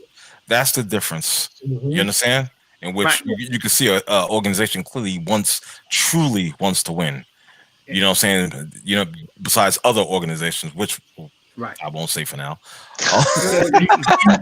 You keep saying it, and I gotta tell you, since the championship New York has won, like New York was a respectable team. Like in the 90s. Who? No, the Knicks. And New York was a respectable team. No, they were. They were. Yeah. So it's like. But wait. What happened? What happened in that instance? Pat Riley said he wanted to run basketball operations. Yeah. Dolan said nah. Yeah. And gave it to Ernie Grunfeld. Right. How'd that work out? And I remember there was fans at that time that thought that Pat Riley was out of line. Yeah, right. You're right. Yeah. There's people still mad at him, Holla. Yeah. Yeah. Yeah, exactly. Which is unbelievable to me. Yeah. Right. Yeah. They spun it that way to make Riley look selfish. Right. Also, right after that, Van Gundy. We still had a good team. He made it to the champion. He made it to the finals. Right. He had a problem with Grunfeld. So Van Gundy said, I'm leaving. And Knicks fans are mad at Van Gundy also. They say, he didn't finish the job. I'm like, there you go. There was a time when the Knicks were really competitive, exciting team. Yeah. Oh, for sure. I don't want to paint this picture that they just been garbage for all this time. But what I'm saying is, right now, Yep. it's a totally different ball game. Oh, for sure, brother, for sure. Yep. Most definitely. It ain't only the Knicks though. So R likes to jump on the Knicks. It's like, yo, let's not forget about little brother. Let's not forget about little brother in New York. Don't forget about the little brother in New York. I'm not forgetting about any little brother in New York. I'm not even gonna mention the little brother of New York. But let me tell you something. See, this anger and hatred that I have towards the Knicks, it stems from decades from your childhood, decades of rooting for this team and seeing nothing but disappointment, heartbreak, all that shit. So therefore, what I have for them now is nothing but pure hateful venom. Fuck the Knicks. Okay, fuck them. I don't like them. Okay, and I've earned that right. I've earned that right to say fuck them. Okay, and nobody can tell me different. I don't give a shit. Is it like this or like that? It's like 15 of those. What you just did. All right. Hate Knicks. Is it the Knicks or is it Dolan? Is it the fans too? You know what? It's a little bit of everything, including the fans, because they're just deluded. Okay, they're like, oh my god, oh my god, oh my god. You hate the Knicks, but then you jump to Brooklyn. You didn't even go to a winning franchise. Why not? To Brooklyn. No, who's better now? Huh? Which is the better team right now currently? Quick. Which is the better team right now? Right now, think. Yeah, quick. Don't think. Just say it. Be real. Be real with your feelings. Be real. If you're looking at on paper, it appears that the Brooklyn Nets have a better team. Thank you. That's all. Once the season you may step down off the stand now. Once the season is off the stand, you may step down. Your Honor. You may step down. Your Honor. Any other comments are stricken from the court. That's Once it. the season is over, the Knicks will be starting the barbecue. The Knicks will be starting the barbecue, and the Brooklyn Nets will be joining them shortly. Whatever. Yeah. Okay. Hey, Art, can we step? Since we got guys on here who watch boxing, can we step into the boxing lane for a minute? Okay. I mean, I don't know what we're going to talk about, but go ahead. Oh no, you're going to enjoy it, and I might even raise your blood pressure a little bit. Jeez. Okay. Let me get rid of this. Can we tell Deontay Wilder to stop, with the excuses? Bro, stop it, man. I hate it. Oh my God. Stop it. He comes up with an excuse every week, a new one. You know what's funny? I was thinking about our brother.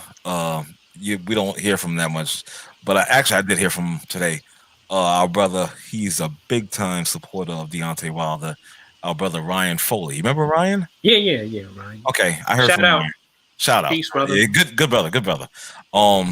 He was a big time supporter of Deontay Wilder, and he got on me a few times about it because I've always said that this guy has built his record against the typical street vendors, the cab drivers, all that blah blah blah blah blah, to build up his record and whatnot. And he wasn't as strong of a heavyweight boxer as portrayed. You understand? Because he had the power. I give him that, but he got on me. He was like, "Oh man, this is an American guy, American heavyweight champion. You gotta respect that. You gotta respect that." Well,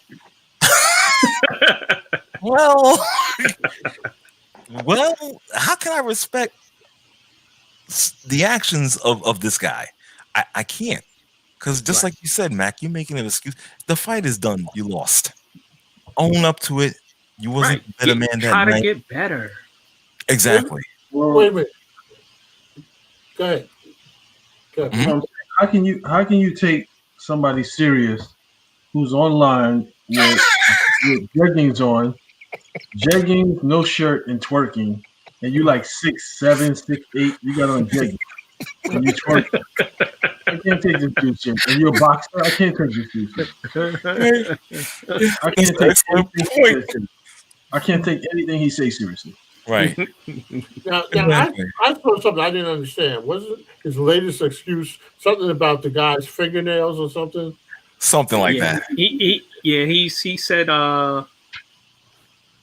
His fingernails in the glove and the way his hands were situated, way they situated his hands in the glove. But after he lost, he said he had loaded gloves. So now it's his fingernails in the gloves. Can we just get him to concede already and just move on? Because this guy got more excuses. I'm not even a boxing fan, and I can't stand him. Right. I mean, his training, his thought of train of thought. Thank you. Train of thought is like he's like on the level of Donald Trump, like with not wanting to concede this election. Yeah. You understand? It's like right on that level because, dude, that's what it sounds like to me. Yeah, you lost. Move on. Get better. Right. If you're that upset, train yourself. Come up with an actual boxing strategy, a technique. At this stage of the game, it's over. It's too late. It's Johnny Mathis out there singing it. It's over. How old is he? He's in his 30s. Yeah, it's done. It's done. He's done. Bottom line was, dude can't box. No, and that's what no defense whatsoever. Right, and I liked him. You did. I've been saying this for a long time, Holla. I said this for a long time. Matt got on me a couple times, right? You got on me for yeah. You know, and might not. You like him as an individual?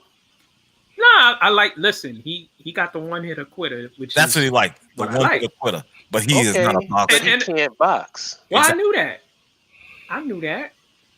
Well, is that a function of his trainer? Is that a function of, because there were fights that he had, and I'm like, okay, well, this guy poses no threat to you. Well, get the work in, get some rounds in, get your work in, and then finish him off. Finish him off. But you need to get the work in. Yeah, and they were, get in the ring, knock the people out, jump up and down, do all of this executioner type stuff, pounding on your chest, but you never put in any round work. Exactly. So you got into a situation, you didn't have anything to fall back on. Right. So and at this stage, you are absolutely correct. At this stage, it's the bottom of the ninth. It's the bottom of the ninth. Bottom of the ninth, exactly. 2 outs. So you know what? He made his money. Yeah. Well, this is what happened. He had a nice run. Yeah. If he fights again, it's gonna be the same results. Well, you know what? I suggest his next competition, what I can tell you what it shouldn't be. It shouldn't be a guy that finishes a 12-hour shift driving a cab around, Uber around, and then, from that going into the fucking boxing ring. Who should it be? Because that's all he can do. Well, I think who should it be besides that? That's exactly who it should be. Saying. That's exactly who it should be. He needs some ring work, and he needs somebody in there that, we want you to work on this. Right. I want you to work on that. I want you to work on moving around, sticking and moving. You know what I'm saying? Because when you go fight this big dude again, you're not going to be able to have him lay on you. You're not going to be able to fight with him, like with him putting his weight on you. You're not going to be able to do all of that. Unfortunately, this ain't Rocky 3. Remember how Rocky went in there and he changed his whole style up for Mr. T? This ain't it. Well, that's going to happen. Right. Yeah. It's going to happen. There's no Paramount Productions to protect him. Right. He needs to spend more time training and less on his wardrobe. David, he said the wardrobe made his legs weak. He couldn't breathe. The sun was in my eyes. Yeah. My leg hurt. Yeah. I stepped on a pebble. Just run it off. Whatever excuse you want to make. Yo, he said Mark Breland put muscle relaxers in his water bottle. It was Mark Breland's fault. Mark Breland is a secret agent who's a double agent, actually working for both sides. Okay, all of that except the fact that you can't box. Exactly. You have no defense. Let's see which one is it? This conspiracy theory with all these moving parts, or the fact that you can't fight? Well, the trainer was the one that stopped the fight in order for him not to have brain damage. Exactly. Or be even more damaged goods. Yeah, it's too late. Yeah. So again, I just want to say, so I guess I should respect the American heavyweight boxer that was champion. Yeah.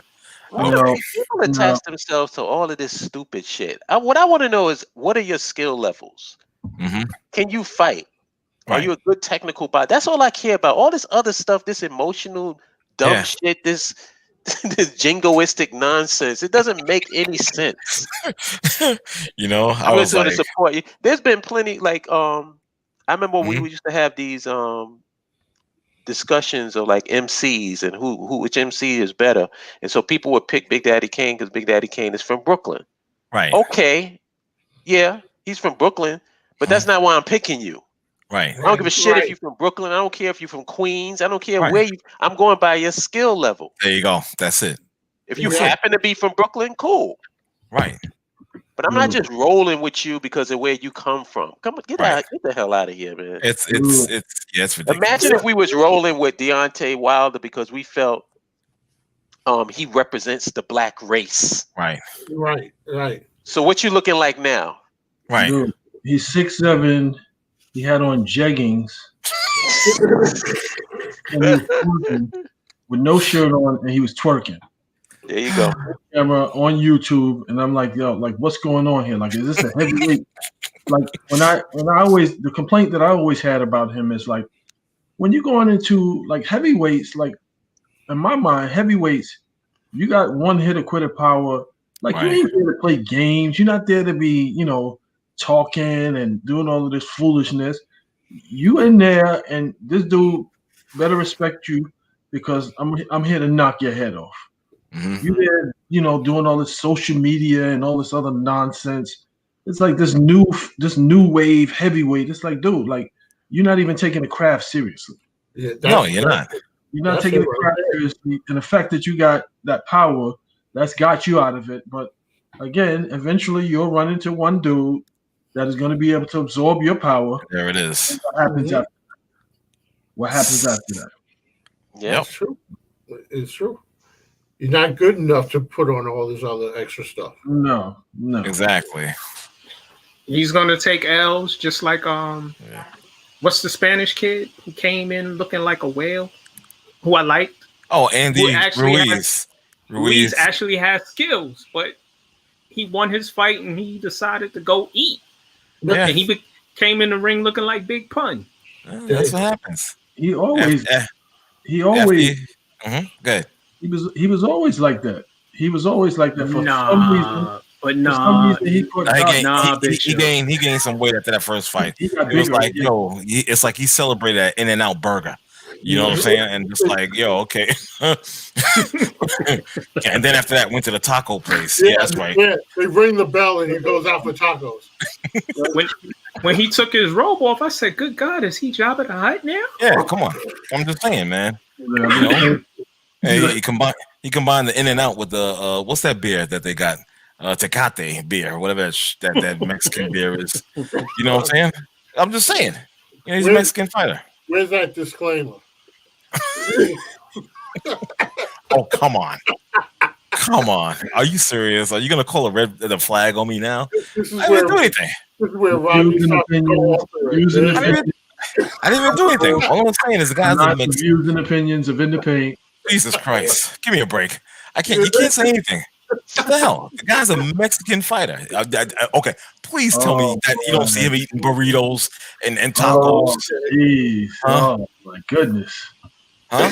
Oh my goodness. This is he's leaning into it. So he's not eating Mexican omelets and whatnot. What's wrong with having a Mexican omelet? He's a Mexican. Why not have the omelet? This is where Rodney starts to go off the rails. No, I'm not going off the rails. I'm being nice. I haven't really said that much all night, if you notice. I haven't really said a lot. Ladies and gentlemen, the views and opinions of the host of Here we go. Can't get a break. Corporation, Look,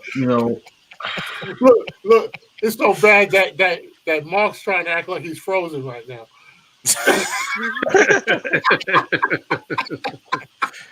But I'm just saying, it's true facts.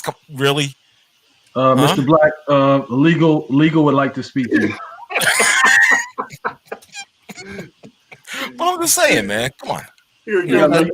Get that employee handbook out. So wait a minute. So you mean to tell me this is?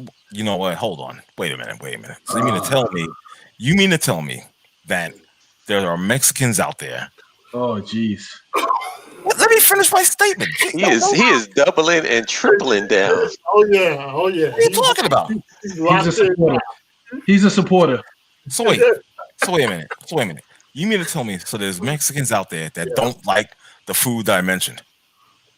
What are they having in Mexico then? What are they having in Mexico? Tell me something different than that they're having in Mexico from what I mentioned. Just say bad hombre and finish it off. Yeah, right. There's some bad hombres. Good God! Oh my God! You guys are just I don't bad understand. hombres out there. Well, it's gonna be mad, but they don't speak the truth. Those are my peoples. You gotta save something for randomly with R. You gotta save something. Those like I said, those are my people, man. You kidding me? Come on. Oh, some of my best friends are Mexican, right? Yeah, of course. I ain't got nothing against them. They ain't do nothing to me. I'm chilling. I'm all for it. It's all love. Would you please just step into the microphone and say, where's my Mexican at? Listen. Right. Make no mistake. I love Mexicans. I mean, I love them more than white people. So they're okay with me. Oh, geez. Oh, they're all right with me. You guys are so racial. You cool. I have no problem. That's hilarious. I love them. This episode of Randomly with the R. Yep. That's hilarious. Bro, I'm just saying, I have no issue with them. I can sit on the couch and talk to a Mexican. I have to get past the the what do you call it a little bit? The language barrier? No, not the language barrier. It's the accent. The accent. I have an issue with some of them. See, Mac has an issue. Jeez, I feel like I'm in an episode of All in the Family. Oh, listen.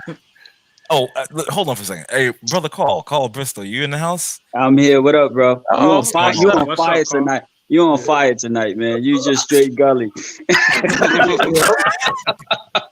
I'm just being. Oh my God. See, let me tell you something. That's why my very first episode of Randomly with R is gonna be called simply this. You can't say shit anymore because you just can't. It's like, what the fuck? Everybody. You can say whatever you want to. That's man. right. I am. I'm planning on it. You can't stop people from responding to what you say. That's there. You go.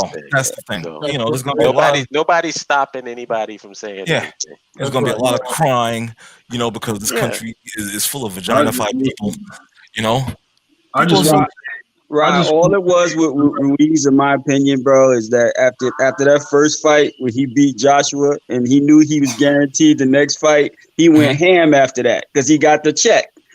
So he was like, yo, there's no need to come in and shake. He said, y'all see what I've been doing? Because he was bigger than he was the first time. Right. Thank you. So he had no intention of winning. He got that check and he was good. And there you go. And there goes all that money. What do we call it? The jacuzzi effect? He had the food effect. He got the whole enchilada. I'm telling you. Well, I just want to say, I'm here for the sports talk. If anybody's watching, no, he's not. He is here. All right, so let's jump back to Wilder for a second because I was trying to figure out how to weigh in, and I was just saying every grade school girl that has a fight should be envious of this dude because he got them beat with that head down and just throwing them wild punches, and it as Holub said, he has no style. After all this time in the game and you a heavyweight champ, you can't box at all. Right. Like, it's like, and then you blaming it on the trainer. And then it's showing you now by him trying to diss Floyd and all these other people that he really has no plan. When once he went out there and he was starching dudes, it was all good. But like you said, once somebody took his power, he didn't know what to do. Nah, you're right, Cole. You're 100% correct. Yep. Fucking amazing, I tell you, man. Yeah, man. No tools in the toolbox. No tools at all. I mean, he fight like he talks, basically. Oh, reckless. Wow. And you guys talk about me. That was the blow right there. I was like, oh shit. Reckless. I wish I thought of that. It wasn't on racial lines. No, it just, come on. He come out there with that bomb squad, and then he started. You ever seen him do when they tried to put him ringside to do commentary? Yeah. I mean, come on, man. It was ridiculous. Yeah, if they had closed captions, that shit would have been question marks. True. That's when you know guys are not serious about their craft. Yeah.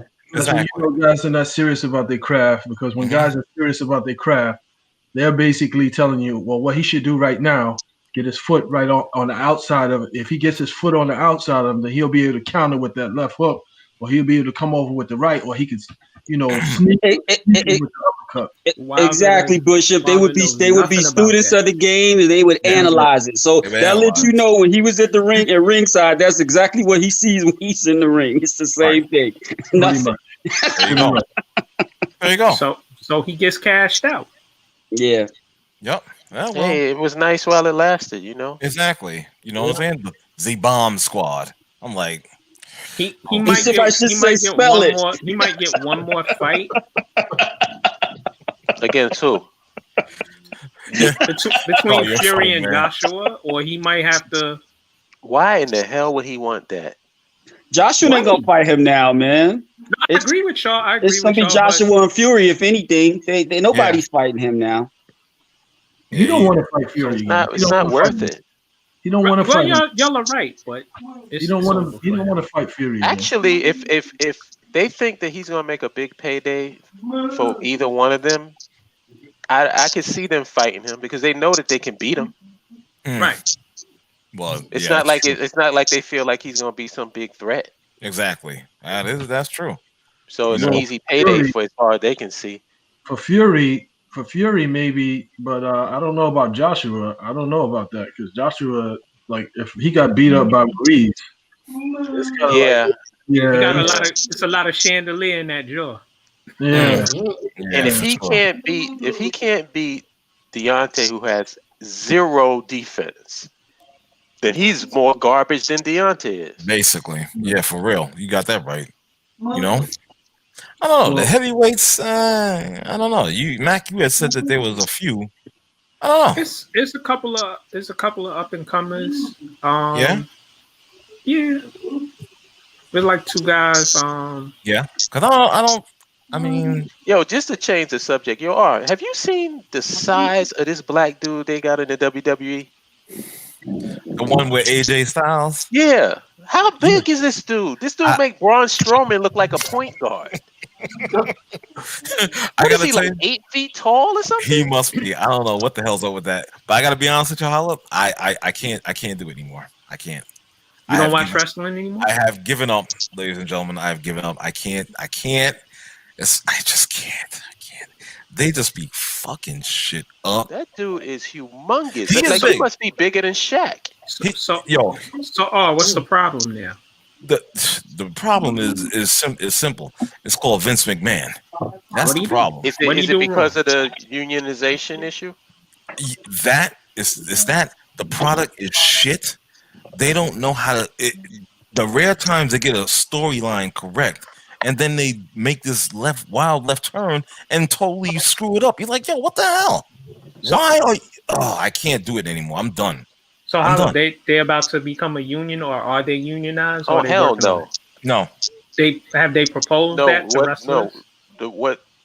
No, they haven't, because if you propose unionization in the WWE, your ass is gone. Basically. Right. You're going to another organization. Because he just got rid of a girl who said, all she said in a tweet was, I support unionization. Next day, she was gone. Yep. That's how much of a spine bag Vince McMahon is. Yeah, Vince is the thing that really bothers me about, and I can understand not supporting them, because the thing that bothers me is that they're labeled as independent contractors. They're not employees of the WWE. Right. When they travel, they have to pay for their own travel expenses. That's why a lot of these wrestlers will get together and drive in a car to wherever they have to go to. Think about that. This is $1 billion company. Yep. Can you imagine the NFL doing that? No. Wow. No. Yeah, wow. And then this is the thing that really shows you what a scumbag he is. He won't allow them to use social media to make money. Right. Now, if you're an independent contractor, mean? in other words, he's like the people that's using Twitch and Instagram and all of these other social media things to bring in extra income, like TikTok. What's that other thing where you can get the celebrities to do like messages for you? I forget what the name of it is, but whatever that thing is. Right. He won't allow them to engage in that. Nope. So my thing is, well, wait a minute. I thought I was an independent contractor. Right. That's what it says. So holla, what if they want to sell their own merchandise?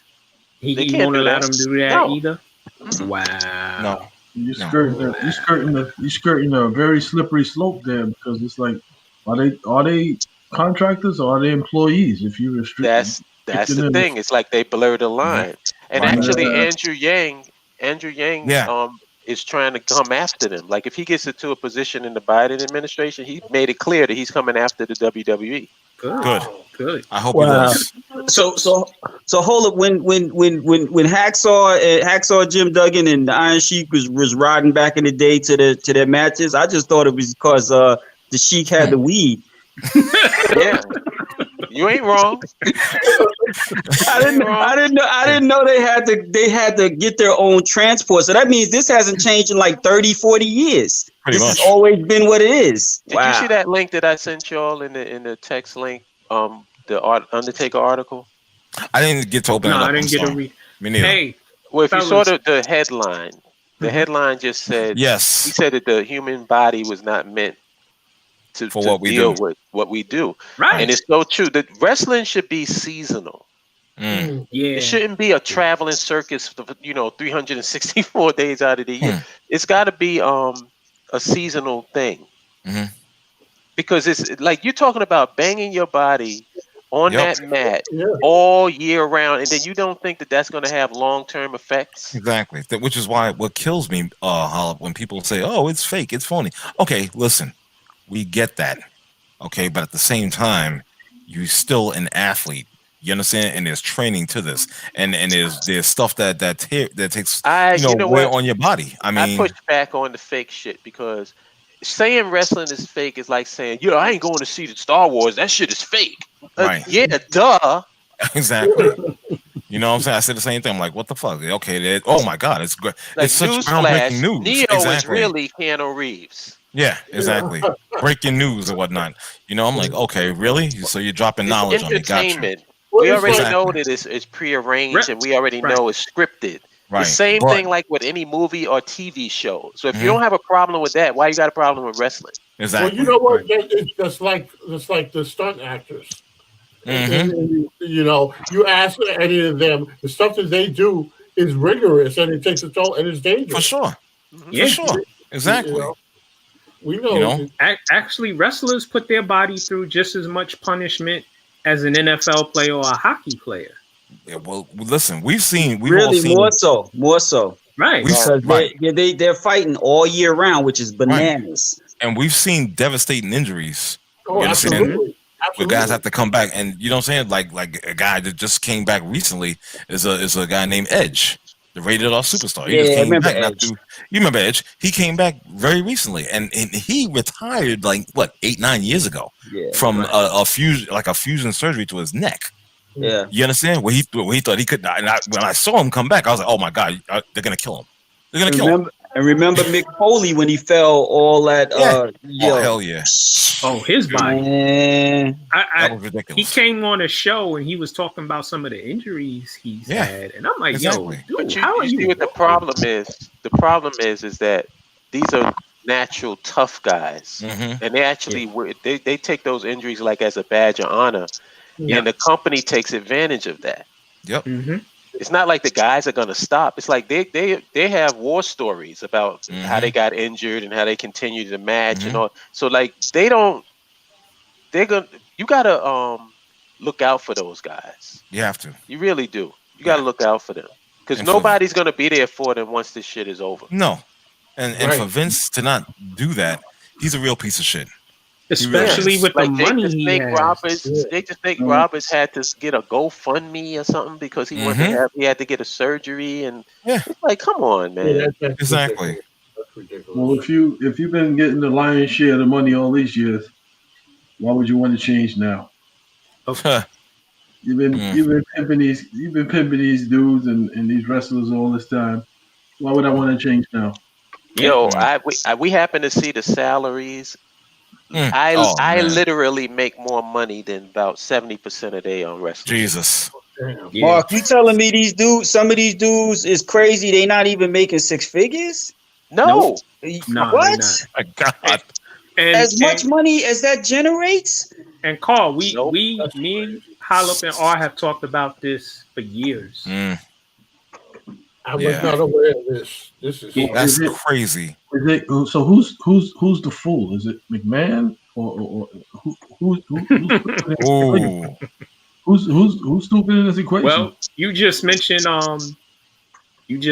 that divide and conquer, man. Right. And you just mentioned Bishop. What happened? You see what happened to the girl when she spoke up.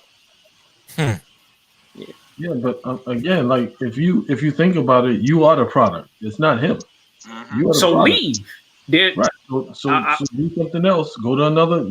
Do something else. Isn't there another organization or there is? Is it just one? How is their product? He ain't got a monopoly yet, because I know he bought out some other ones. No, Carl. There's another one called AEW. Okay. AEW. There's TNT. Okay. Right. There's other places. There's two other major places that people can go, but I really don't know if it might be slight differences, but the overall structure is going to be about the same. Yeah. Like I think the WWE is going to get the lion's share of the critique because they're the biggest. Yes. But I think the overall model and how these things are run are the same. So they still getting pimped on the other levels too. Yeah. Basically. Yeah. Oh man, I was hoping. If you ain't, first of all, they need to be unionized. Period. Yeah. Right. That's the thing. It's ridiculous. But like I said, they take advantage of the fact that these guys, they love what they do. Right. They don't mind getting hurt and injured doing it. It's just a part of the game. And they milk that for what it's worth. Yeah. If you look at the money that's being generated, and you look at the portion that you are getting, it's kind of like you gotta say, well, maybe I need to do something else, or maybe we need to put a halt to operations until they respect what we bring to the table. But let me add another wrinkle to it. You gotta always, just like they do here in America, you always got to take a few of them and cake them out. Which they do. So you always have like a few of your top guys who making so much money that these issues are not really a problem for them because they can afford to get their own health care and stuff because they're making millions of dollars. And they're not really making the amount of money you would think. Even the guys that's the top guys. Right. What was John Cena's salary? The highest that he ever made? Was it like 10 million maybe? Okay, I was gonna say 5, but is he still with them? Yeah, he's with them. He still wrestled. And hold up, they was still pimping them guys even when them guys made movies under their production banner, right? Like these guys wasn't making any money. Like you see that movie, I saw a couple movies they made, and I was like, those are pretty good. And then you find out that these dudes made nothing from the movie, which is crazy. Yeah, but see, this is the problem when you have that type of structure that they have, and you don't have a union. Yeah. Yep. And maybe that's the way that they can legally get around the union, is because it's like they're playing with these labels like independent contractor, right, and stuff like that. But if you're an independent contractor, then why are you trying to control my outside revenue? Right. Sounds like the independent means that you get to come and go as you please. Basically, sounds like a 360 deal that they came up with in the music industry. Independent and ridiculous. And the reason why they don't make them employees is what they should be, Is it they don't want to take care of their health care? They don't want to take all that comes with being an employee. Nope. Yeah. Exactly. And you're worth $1 billion. This is $1 billion company. Give me a break, man. There's no excuse. Kind of sounds like what's the name? You got to pay for all their injuries because, say, I'm a wrestler and I tear my ACL. Who pays for my surgery? Who pays for my recovery? Who pays for my rehab? Well, they do that. Like the wrestlers is on the roster. If they get injured, the company takes care of that. Okay. I mean, that's the least you can fucking do. It's that's really more. Well, you're a commodity. You're a commodity. They got to make sure they get you back out there. Exactly. Right. Yeah, there you go. Get you back on doing you any favors. Get you back on the stroll. I mean, it's almost like, what do you call it? What's that guy? The Amazon guy, Bezos and his employees. Sounds very familiar. Yeah. You know what I'm saying? Very familiar. Pretty Vince patch you up and get you back on his stroll. Sound like the NFL. Yo, they said as much money as Bezos made in COVID, he could have gave each of his employees $40,000 cash. Could have. He could have. Oh yeah. And lost nothing. Nope. They gave them bags. They gave them bags, mugs, and Amazon masks. Yep. And a pack. Yeah. And then what kills me is when you always know what's going on when you see the next commercial, because then you start talking. We see people how safe the environment is and all this. I be looking for the homie the clown sand holes of sand when I see them commercials. Oh, yeah. You know, just like the beat when they had the BP spill, and then they had the brother from New Orleans on there. Yeah. I'm like, come on, man. What they give you for this? The reason why they came out with the commercial is because they had a bunch of employees getting sick from COVID, so they came out to control the narrative and put brown faces out there and be like, hey, they really safe here. They take our temperature, they give us masks, they feed us, they do all the things. Masks is good to us. So why would we do that, you know? They try to present it like a family organization. It's crazy. Like Okay. Really? Do Amazon workers get any stock?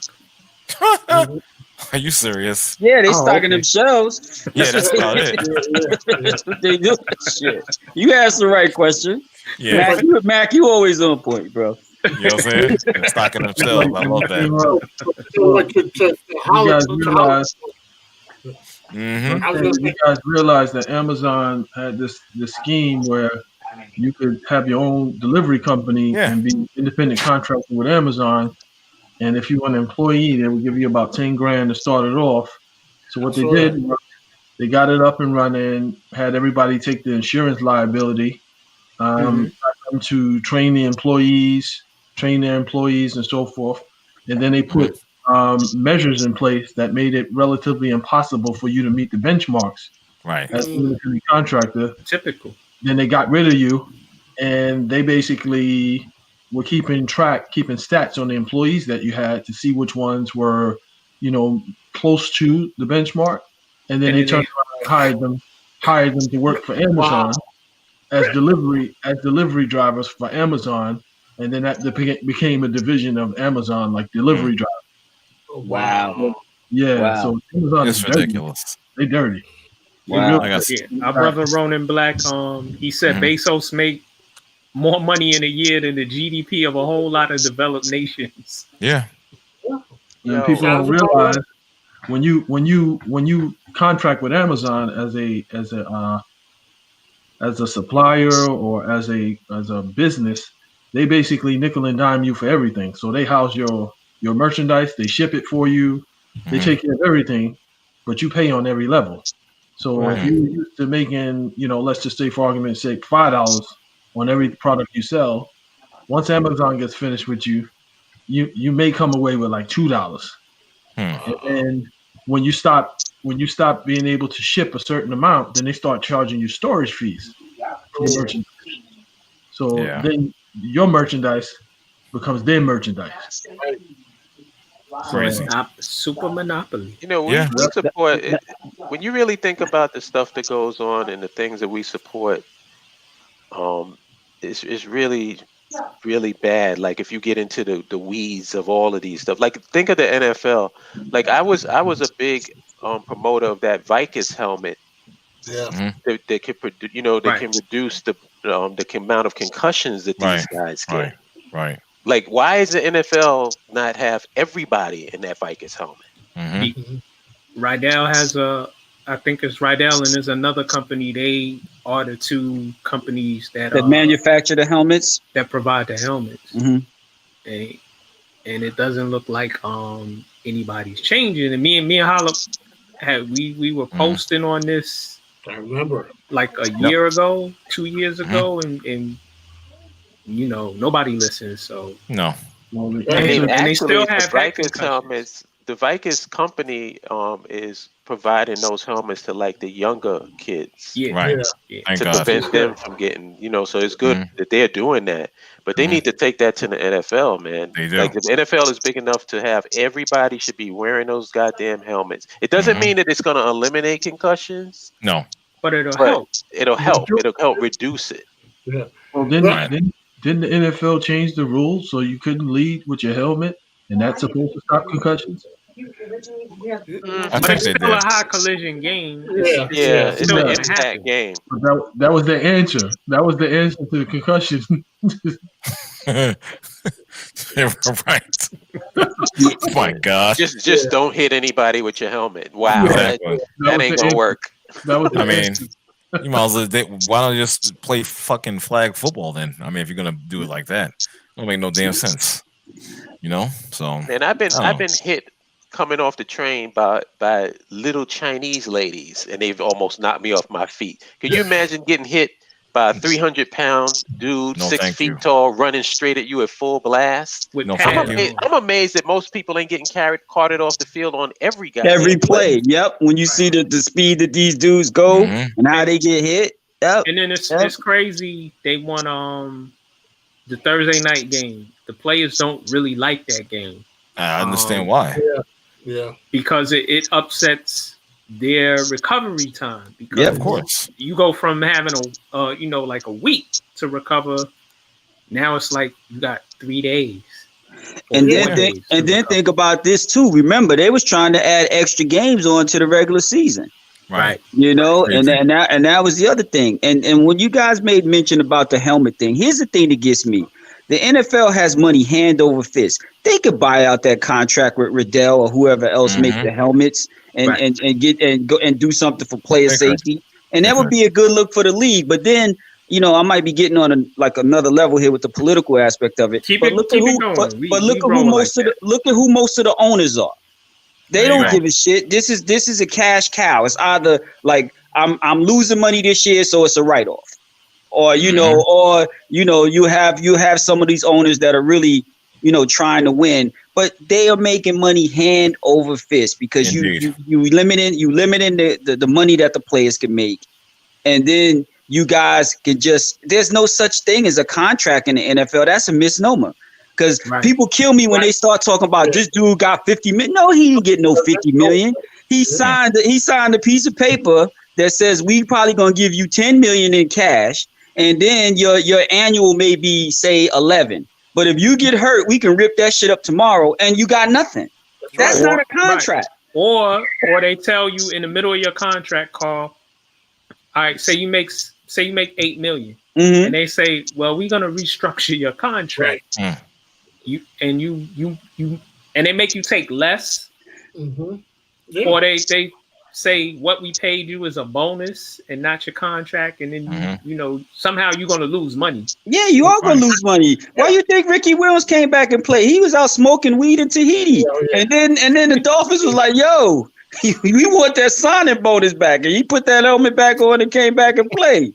Yo. Listen, I'm gonna have to break out, guys. I'm gonna let Mac. We still here. Oh no, because I gotta work in the morning, so it's been a pleasure. All right, brother. Always a pleasure, brother. Oh, thanks for joining us, brother Dave. And both Doms, NC and Chi-Town, formerly of Chi-Town, now in Cali. Thanks for calling in, people in the chat room. Appreciate the love. Hey, listen, I'm out here. Mac 611 gonna take the reins, okay?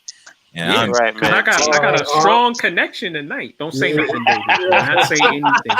Keep your mouth shut. Keep your mouth. No more jokes from you tonight. That's it. No, I'm proud of it. But yeah, the NFL also has a poor union. the guy running their union, the Maurice Smith, doesn't do right by them. I think the dudes be getting the bag on the side. That's why they you know how you have an insurrection, you got the enemy within. Yeah. These dudes don't represent their interests like that. Because why they keep getting the short end of the stick in the negotiations? And then the other piece is that there's always somebody to take their place.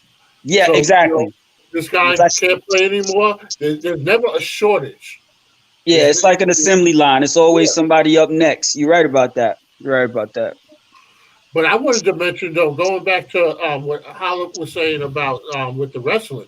So that's something that I knew nothing about, and I think that less people know about it. I think more people are in my boat that don't know about this. So that's why also a lot of this is able to exist.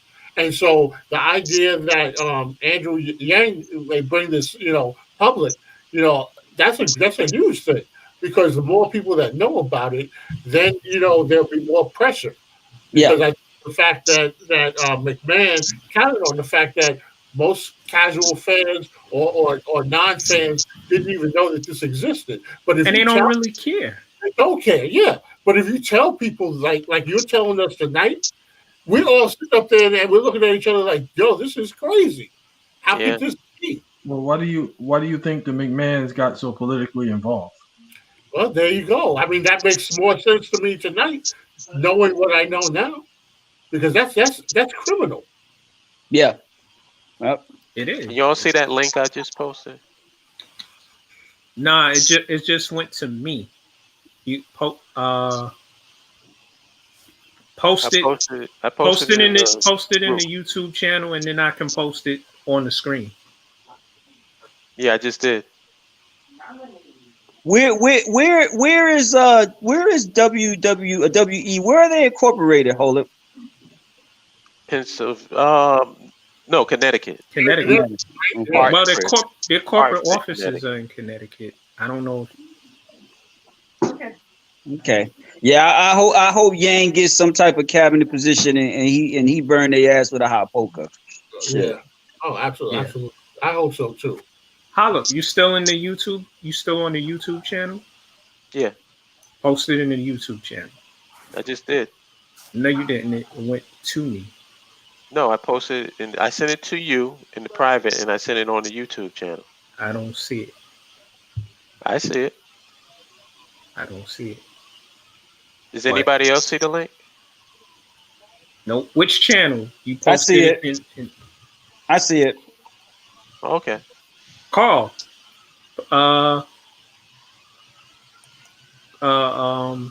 Copy it and hit it again. Copy and paste it again because I don't see Hollis.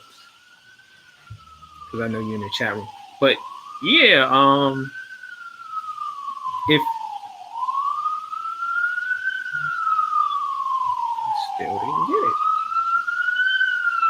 Can you see me, Mark? In the chat room? I'm looking at everybody, so I can't keep talking, yo. I'll figure it out. I see you now. That Vike is. Do you see anything above Peace? Because I posted the link. No, I don't. So now post it again. That is weird.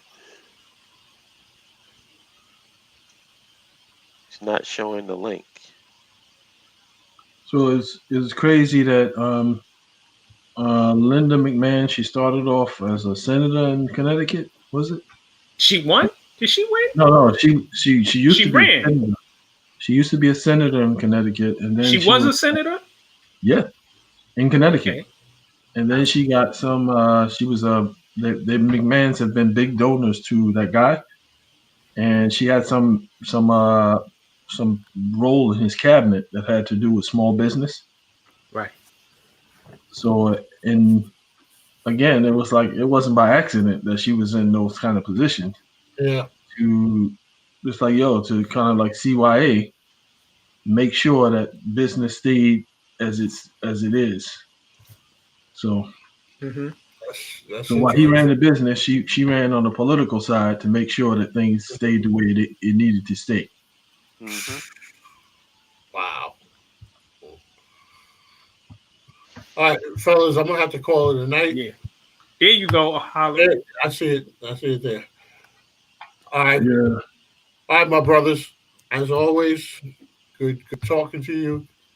Yo, I think I'm gonna break out too. Commendable, Mark. Your connection, impeccable. Impeccable. Look, I'm copying and pasting. Yeah, look at that. Don't. All right, now don't want to overload your Wi-Fi now. So I'm gonna sign off here. Peace, I'm gonna holler at y'all later too. All right. All right. Listen, everybody who's in the YouTube channel, thank you. Those on my page, thank you for listening. I see you. I shouted you all out. A couple of y'all I can't name. Bishop's still with me as we sign off. Peace. Join our YouTube channel. Subscribe. In the Paint Media Group. It's Max 611. I ride with R. Jones. This is In the Paint. Peace.